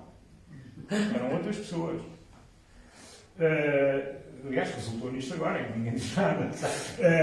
Portanto, eu acho que nós, a direita, ou centro-direita, eu não sei se sou bem de direita, porque eu acredito na liberdade das coisas. Eu vou dar um exemplo. Eu tive uma grande amiga minha que se zangou comigo, porque disse: tu és católico, e vais ser, e portanto vais à manifestação contra o aborto. Eu disse, não vou. Então, mas tu és a favor do aborto? Não, eu sou contra. Mas a minha posição pessoal não deve condicionar a lei que se aplica a todos, uns são a favor, outros são contra. Dentro de determinados limites. Quer dizer, não quero que matem crianças aos 8 meses. Mas, em muitas coisas, a minha posição pessoal, eu, desde cedo, eu e alguns outros, sempre achámos que não as devemos impor à sociedade. Nisso sou muito diferente da direita conservadora e sou muito diferente da esquerda, que querem sempre impor a todos aquilo que pensam. Eu acho que a direita, depois, com essas coisas todas, ostracizar as pessoas na política, não é ostracizar, é minorizar, não é? As pessoas dizem, gajo da Dona Jota, não serve para nada. As pessoas que terem dado na Jota não é um anátema, porque há muita gente que não andou na Jota e que eu desprezo totalmente. E as pessoas que andaram em Jotas e que são pessoas com imenso valor na política e fora dela. Portanto, quer dizer, criámos estes sistemas todos. Vimos a esquerda criar enfim, a sua penetração nas instituições, em todo lado, e calmamente, agora é que estamos muito preocupados, porque são eles que mandam.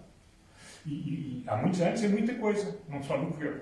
E, portanto, eu acho que a direita tem que ser refundada e as grandes refundações fazem-se trazendo gente nova e fazem-se trazendo, por todas as razões. E também fazendo com que eu acho que partidos que tenham efetivamente capacidade possam crescer. Porque, quer dizer, a iniciativa, os outros partidos têm uma legacy que tem coisas muito boas e tem coisas muito más.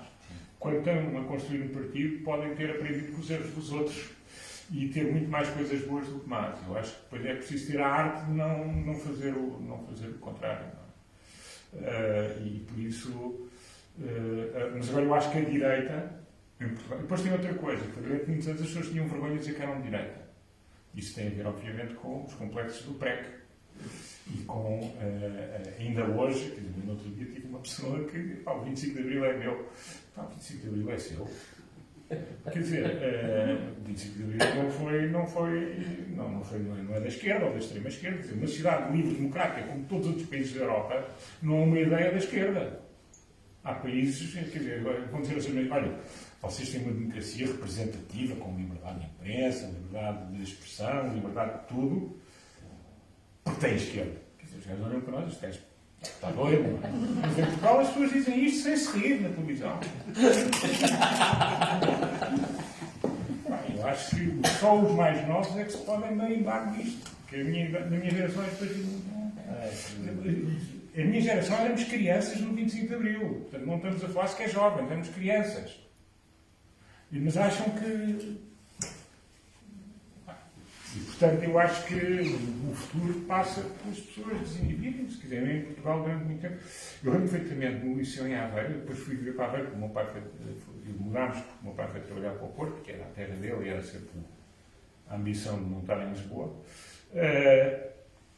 Eu lembro perfeitamente que muito conservador, como ainda é hoje. A universidade é muito de esquerda, mas as pessoas. É um conservador no sentido muito liberal. Eu a iniciativa liberal não tem implantação nenhuma, mas a cidade é liberal. A cidade é liberal, sempre foi. Como eu aprendi. Mas eu acho que há muita gente liberal. As pessoas estão ainda muito. Vocês têm que fazer trabalho político, vocês lá saberão. Porque ainda eu acho que há muita gente com apetência, mas estão muito. São do partido A ou B, como são do Porto ou do Benfica ou do Sporting. Pronto. Há muita gente que provavelmente não sabem que são liberais. Não sabem que são liberais.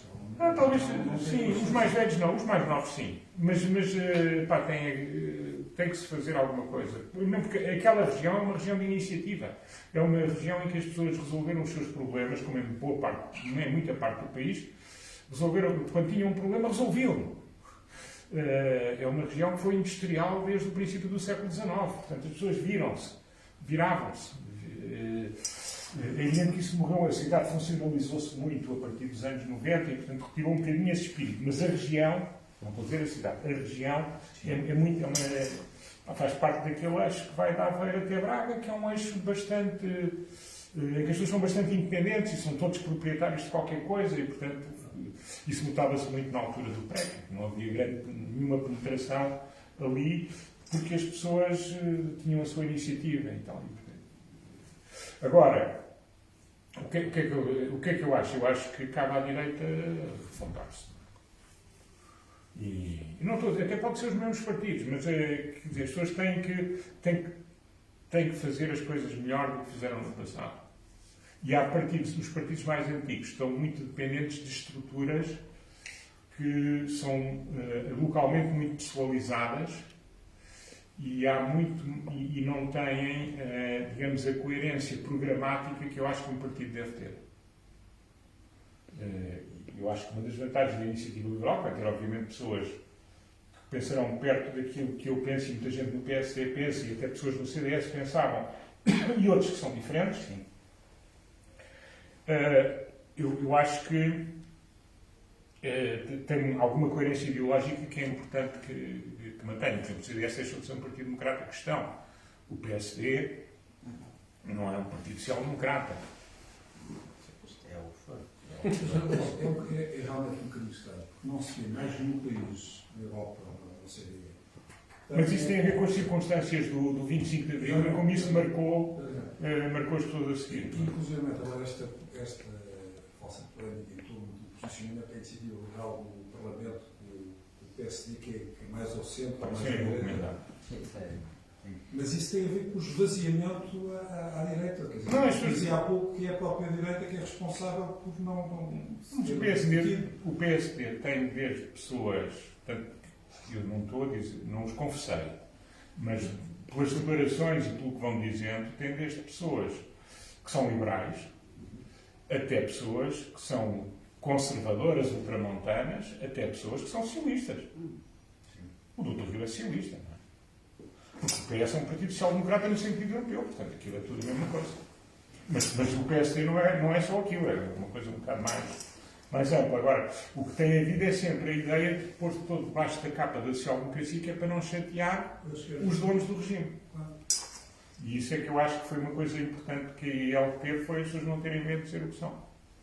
Duas questões para acabar, já passamos 1h30, que é o limite para as pessoas que estão a ver online. Passar aqui, depois Miguel, força. Ok. Então, eu tenho duas. Mas rápido, por favor. Referiu a questão da revolução da função pública. Eu gostava que me desse aí 2 ou 3 exemplos concretos como é que faria a revolução tecnológica da função pública. Outra questão era,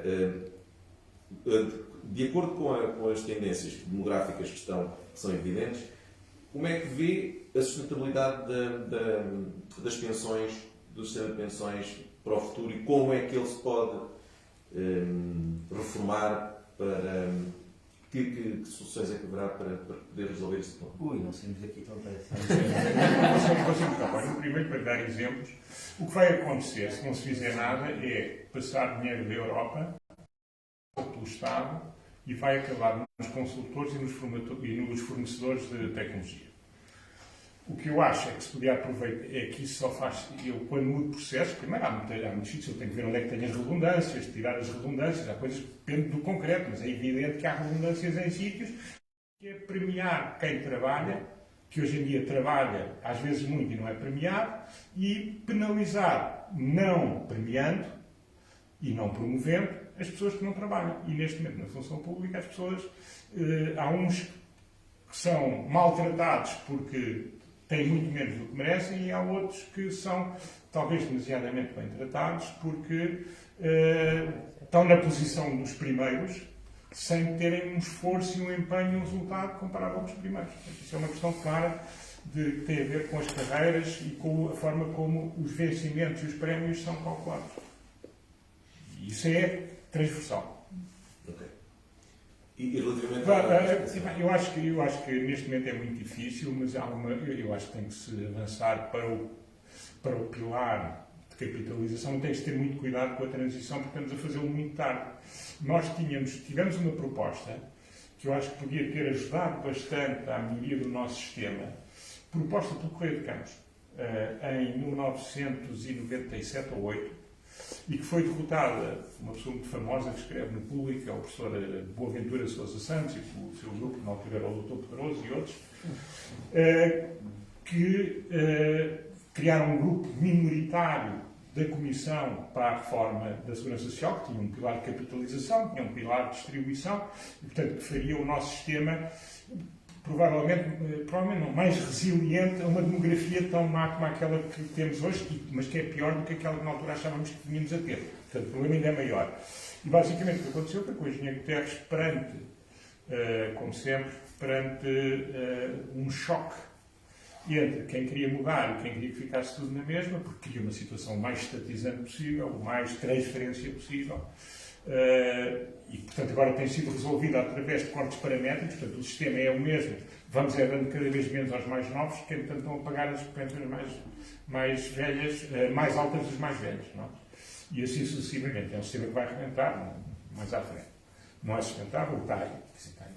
Vejam um destes relatórios da Gulbenkian recentes sobre a justiça internacional em Portugal, que está lá tudo, o trabalho do Francesco Franco e mais duas pessoas, deixa isso claro. E eu acho que agora é muito difícil, tem que se avançar nesse caminho, mas tem que se ter muito cuidado, estamos já numa situação de fragilizada. Portanto, as pensões vão ser más para todas as pessoas que ainda não são reformadas, sobretudo os mais novos.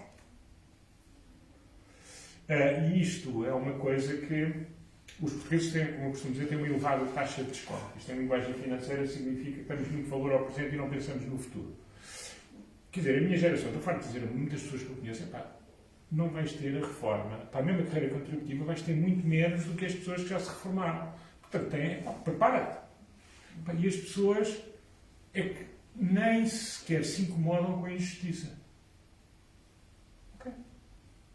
Mas não há um dia que nos reformamos e que temos muito pouco, e portanto, ao nos acautelarmos, ou não vai ser fácil. Portanto, Portugal tem um problema grave com o envelhecimento e com as pensões, sem dúvida. Falhámos oportunidades, como é que podemos fazer? Começando a atuar, é evidente, com as limitações que temos, e agora, vai acontecer alguma coisa nos próximos anos? Claro que não. Claro que não, porque o equilíbrio sociológico é contra isso. Eles mesmo que se vão prejudicar mais à frente, mas não foi por falta de aviso. Então vai arrebentar e... Não arrebenta. Dá pensões judiciárias às pessoas. Sim, no sentido disso. Portanto, eu quero ver como é que vai ser, como é que as pessoas depois vão viver. Então vá, pronto, para acabar, mas rápido, por favor. Há aqui duas questões que se sentam numa só. Que é assim, há bocado referiu dois temas. Primeiro, os jovens, grande parte dos jovens não vê a política como algo atrativo, como algo que possa mudar as suas vidas, mas sim como algo que os vai prejudicar de alguma maneira, ou que, em alguns casos mais habilidosos, que se vão servir da política para os seus interesses. E também falou que a qualidade dos políticos, que às vezes esse é uma imagem que existe na sociedade. E não é possível muitas vezes atrair políticos com qualidade, pessoas que vão trabalhar bem para servir o país e para o desenvolver. Na sua opinião, o que é que acha que pode ser feito para inverter começarmos a atrair mais jovens para a política e pessoas melhor capacitadas? Isso tem a ver com a libertação da sociedade. Não há uma tecnologia para fazer isso. Irem aparecendo pessoas boas. Eu estou à vontade. E eu acho que é preciso trazer pessoas como ele, como outras pessoas que vocês trouxeram, como o Paulo, como o Carlos Guimarães Pinto, como outras pessoas que estão aqui sentadas. Quer dizer, os que estão disponíveis, trazê-los e não os tratar mal. Porque uma das coisas que eu acho que as pessoas falam muito do salário dos políticos.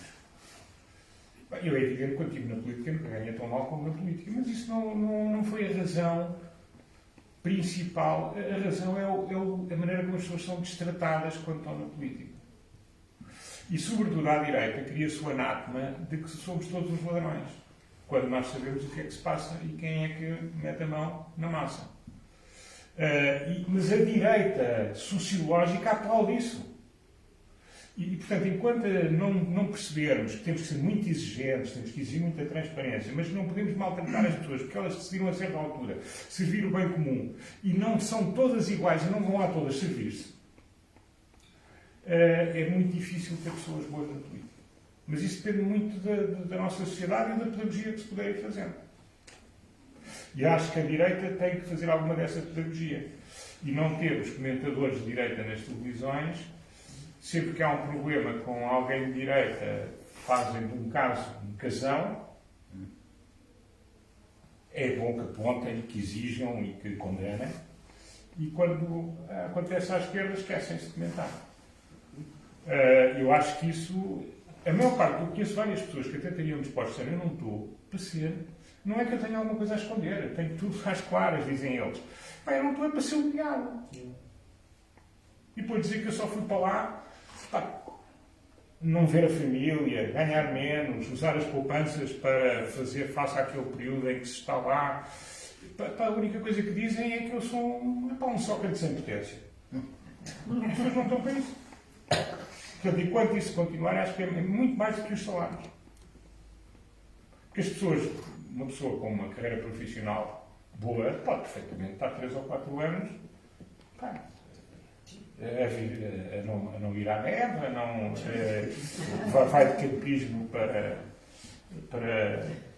um Monte Gordo, qualquer coisa, pode perfeitamente viver assim. Ou tem poupança e faz a mesma vida que sempre fez. O que custa a muita gente, por exemplo, a mim, o que me custa é uma pessoa, por fazer serviço público, passar logo a ladrão em potência. Isso é a pior coisa que se pode fazer. Tem que se dar o tiro em todos os que prevaricam. Tem que ser muito rigoroso no escrutínio. Mas não se pode fazer esta coisa, em que a direita gosta de alinhar com a esquerda. Sim. Que são todos uns bandidos, são todos uns ladrões. Mas depois, quando se vê os problemas da esquerda, de todo o tipo, como ainda recentemente vimos, a direita falam uns tipos nas redes sociais. Mas os dirigentes da direita caladinhos que nem ratos. Assim, não vão buscar muita gente. Última questão. Ok, uma questão rápida e também uma questão mais ideológica. Há pouco deu o exemplo da questão do tabulamento do pão, depois deixou de ser tabulado e os preços funcionaram normalmente. Nós atualmente temos a questão do preço dos combustíveis, em que em alguns quadrantes há a acusação de que os preços estarão combinados. Nós, também na nossa vida normal, se percorrermos 4 ou 5 supermercados, vemos vários produtos com o mesmo preço.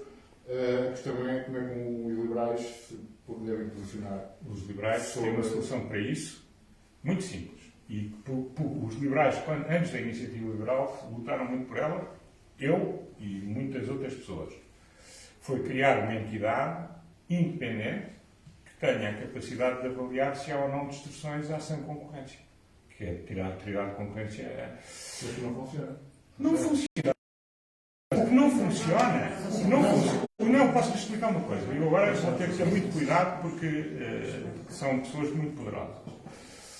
A autoridade de concorrência está farta de fazer coisas cá fora. Só que essas coisas não têm eco nenhum nos jornais, porque muitas vezes isso demora o tempo que demora. Agora, a nossa autoridade de concorrência é hiperatuante. Isso posso-lhe garantir. Hiperatuante. Agora, os jornais só falam no caso do crédito à habitação dos bancos. Já houve, este ano saíram uma dezena de casos graves com propostas de coimas altíssimas, envolvendo N operadores económicos na imprensa. Mas vá ao site. Os recursos têm são muito bons. Acho muito bons. Não estou a dizer que concordo com eles sempre, mas acho que eles estão a fazer o papel deles. Já fui vítima. Já fui vítima. Não, eu também. Eu acho que há coisas em que eu discordo. Agora, que o papel é esse, mesmo quando eu não gosto, é. Agora, depois eu acho que eles estão mal defendendo. Mas eles atuam. Isso eu não. Ainda assim, há casos de combinação de preços. Se há ilegal, é contra a lei. E se há indícios, eles investigam. E chegando a conclusões, eles multam, ou propõem multa. E depois as pessoas recorrem para o tribunal e o tribunal decide um lado ou outro. Temos um sistema que funciona do princípio ao fim. Agora, uma coisa que posso dizer. Eu acho, aí ao contrário de muitas pessoas, que isto não se resolve com prisões. Isto resolve aplicando realmente multas à séria. Portanto, o sistema... As pessoas dizem, mas na América um tipo pode ser preso por combinar preços. Eu acho que isso não muda grande coisa se no fim ninguém é condenado. Estas multas que eles propõem, mesmo que sejam no final só uma parte, são e há muitas pessoas que já mudaram. Há muito cuidado hoje em dia que não havia no passado em fazer as coisas por causa da... É evidente que os advogados, isto é um negócio especial para os advogados, há imensas coisas que hoje em dia faço que peço-me parecer antes. Pá, eu acho que não tenho nenhuma intenção de fazer mal, mas posso. E só um outro aspecto. Antes isto era feito por um órgão do Estado, tutelado diretamente pelo Governo. Isto era feito pela Direção-Geral de Concorrência e Preços. Agora é uma entidade independente. Portanto, o Governo de antes podia dizer, pá, não vais investigar isso, ou vai investigar aquilo. Mas não pode. Portanto, é melhorar. Quem é que nomeia o diretor dessa entidade? Não é o Governo? Então, mas, não, mas é o Governo, mas ela tem que fazer isso na Assembleia da República. Mas isso é todas as democracias, é assim. Não vai fazer uma eleição para Presidente da Autoridade da Concorrência. Não, estou só. Não estou a dizer Não, isso. não, mas é. Estou a dizer que a independência relativa. Mas são independentes. Há uma independência relativa. A pessoa é bastante independente. Eu não me disse a questão. mas é A minha área é igual. completamente diferente. Tem nada a ver com a economia. A organização parece que é resiliente a quem lá está. É isso. Não, e a organização é resiliente e as pessoas que têm estado, nomeadamente a pessoa atual, que eu estou à vontade, não é das minhas relações, eu acho que tem grande independência face a interesses e face ao Governo. Eu conheço-o pessoalmente, francamente, e é independente. Agora não tem tantos recursos como se calhar poderia ter, mas toda a gente se queixa da falta de recursos. Mas isso foi uma das grandes lutas dos liberais, ou das pessoas com pensamento liberal, nos anos 90, foi criar, e depois é engraçado, tivemos grandes aliados na área do PS. Mais do que até em algumas fações, foi criar reguladores independentes. O Vital Moreira foi um aliado bestial nisto. O tipo acreditava de facto que era importante ter reguladores independentes. E as guerras por exemplo, eu tive uma guerra grande de outras pessoas com o PSD e com o Governo. Guerra, ficámos todos amigos, porque na altura as pessoas aceitavam críticas. Em que foi quando, por exemplo, o engenheiro Ferreira do Amaral decidiu, e portanto o Governo, que a PT, na altura estava-se a passar de Telecom Portugal para Portugal Telecom e tinha sido a fusão dos CTTs e TLPs, a parte de telefones dos CTT, que era o que tinha tudo fora de Lisboa e Porto era os TLP, telefones de Lisboa e Porto, isso tudo fusionado, mais a Marconi, cria a Telecom Portugal, basta a Portugal Telecom, lança-se uma licença de TV Cabo, quem é que dá uma licença sem concurso? Portugal Telecom. A gente disse, não, isto no futuro vai ser o concorrente da Portugal Telecom, portanto tem que se fazer fora. E esses eram os tipos de lutas. A outra luta deixou de ser o Ministro das Comunicações, que na altura era Ministro dos Transportes e Comunicações, e não sei o quê, que tinha o papel da ANACOM, que na altura se começou por chamar Instituto de Comunicações de Portugal, ICP. E uma das guerras foi criar um ICP independente. Depois, criar a ERSE. Quer dizer, essas grandes... criar uma CMVM independente do Governo, porque a CMVM era como a direção do Tesouro. Portanto, isso foram guerras de liberalização da economia portuguesa em que houve muito debate e houve muito empurrar na opinião pública e na academia no sentido de criar instituições que eu acho que são instituições de uma economia liberal. Porque antes era o Estado que defendia. Tiveram muito sucesso. Depois muita coisa que foi mal feita a seguir e que houve muitas das coisas que são pervertidas e tal, mas quer dizer, conseguiu-se. Avançámos algumas coisas. Não, mas isso para mim é uma agenda liberal. Há pessoas que podem não achar. Mas para mim isso é uma agenda liberal. Isso liberal até, em algumas áreas, ainda eu lembro-me, os austríacos ainda tinham a Áustria Telecom, não sei como é que se chama, mas que a empresa de telecomunicações da Áustria ainda era uma direção-geral do Ministério dos Transportes da Áustria. O regulador era o ministro e nós já tínhamos empresas privadas a concorrer com a empresa pública que estava em privatização, um regulador independente e uma tutela política. Então estávamos muito mais próximos dos ingleses do que alguns no centro da Europa. Esse tipo de progresso que Portugal tinha nos anos 80 e 90, em que era o bom aluno, não era só porque crescia, era porque também ia fazendo as coisas por vezes mais depressa que os outros, hoje em dia perdeu-se bastante, não é?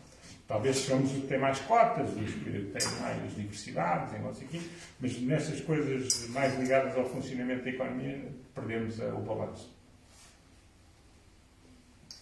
Bom, e agora agora seguimos com perguntas sobre a regulação e várias perguntas como é que nós podemos ganhar outra vez as Os liberais jantam. Exatamente. A regulação a jantar. Portanto, queria agradecer a todos aqui presentes e também quem nos segue nas redes sociais por mais esta tertúlia, que foi uma tertúlia bem vivida e basicamente por causa do nosso convidado de hoje, António Nogueira Leite, a quem eu agradeço mais uma vez por ter estado aqui connosco e partilhar enfim, toda esta sua experiência e enfim, o que é que nós poderíamos esperar do futuro, enfim, mais ou menos longínquo, mas com esperança. Muito obrigado, António.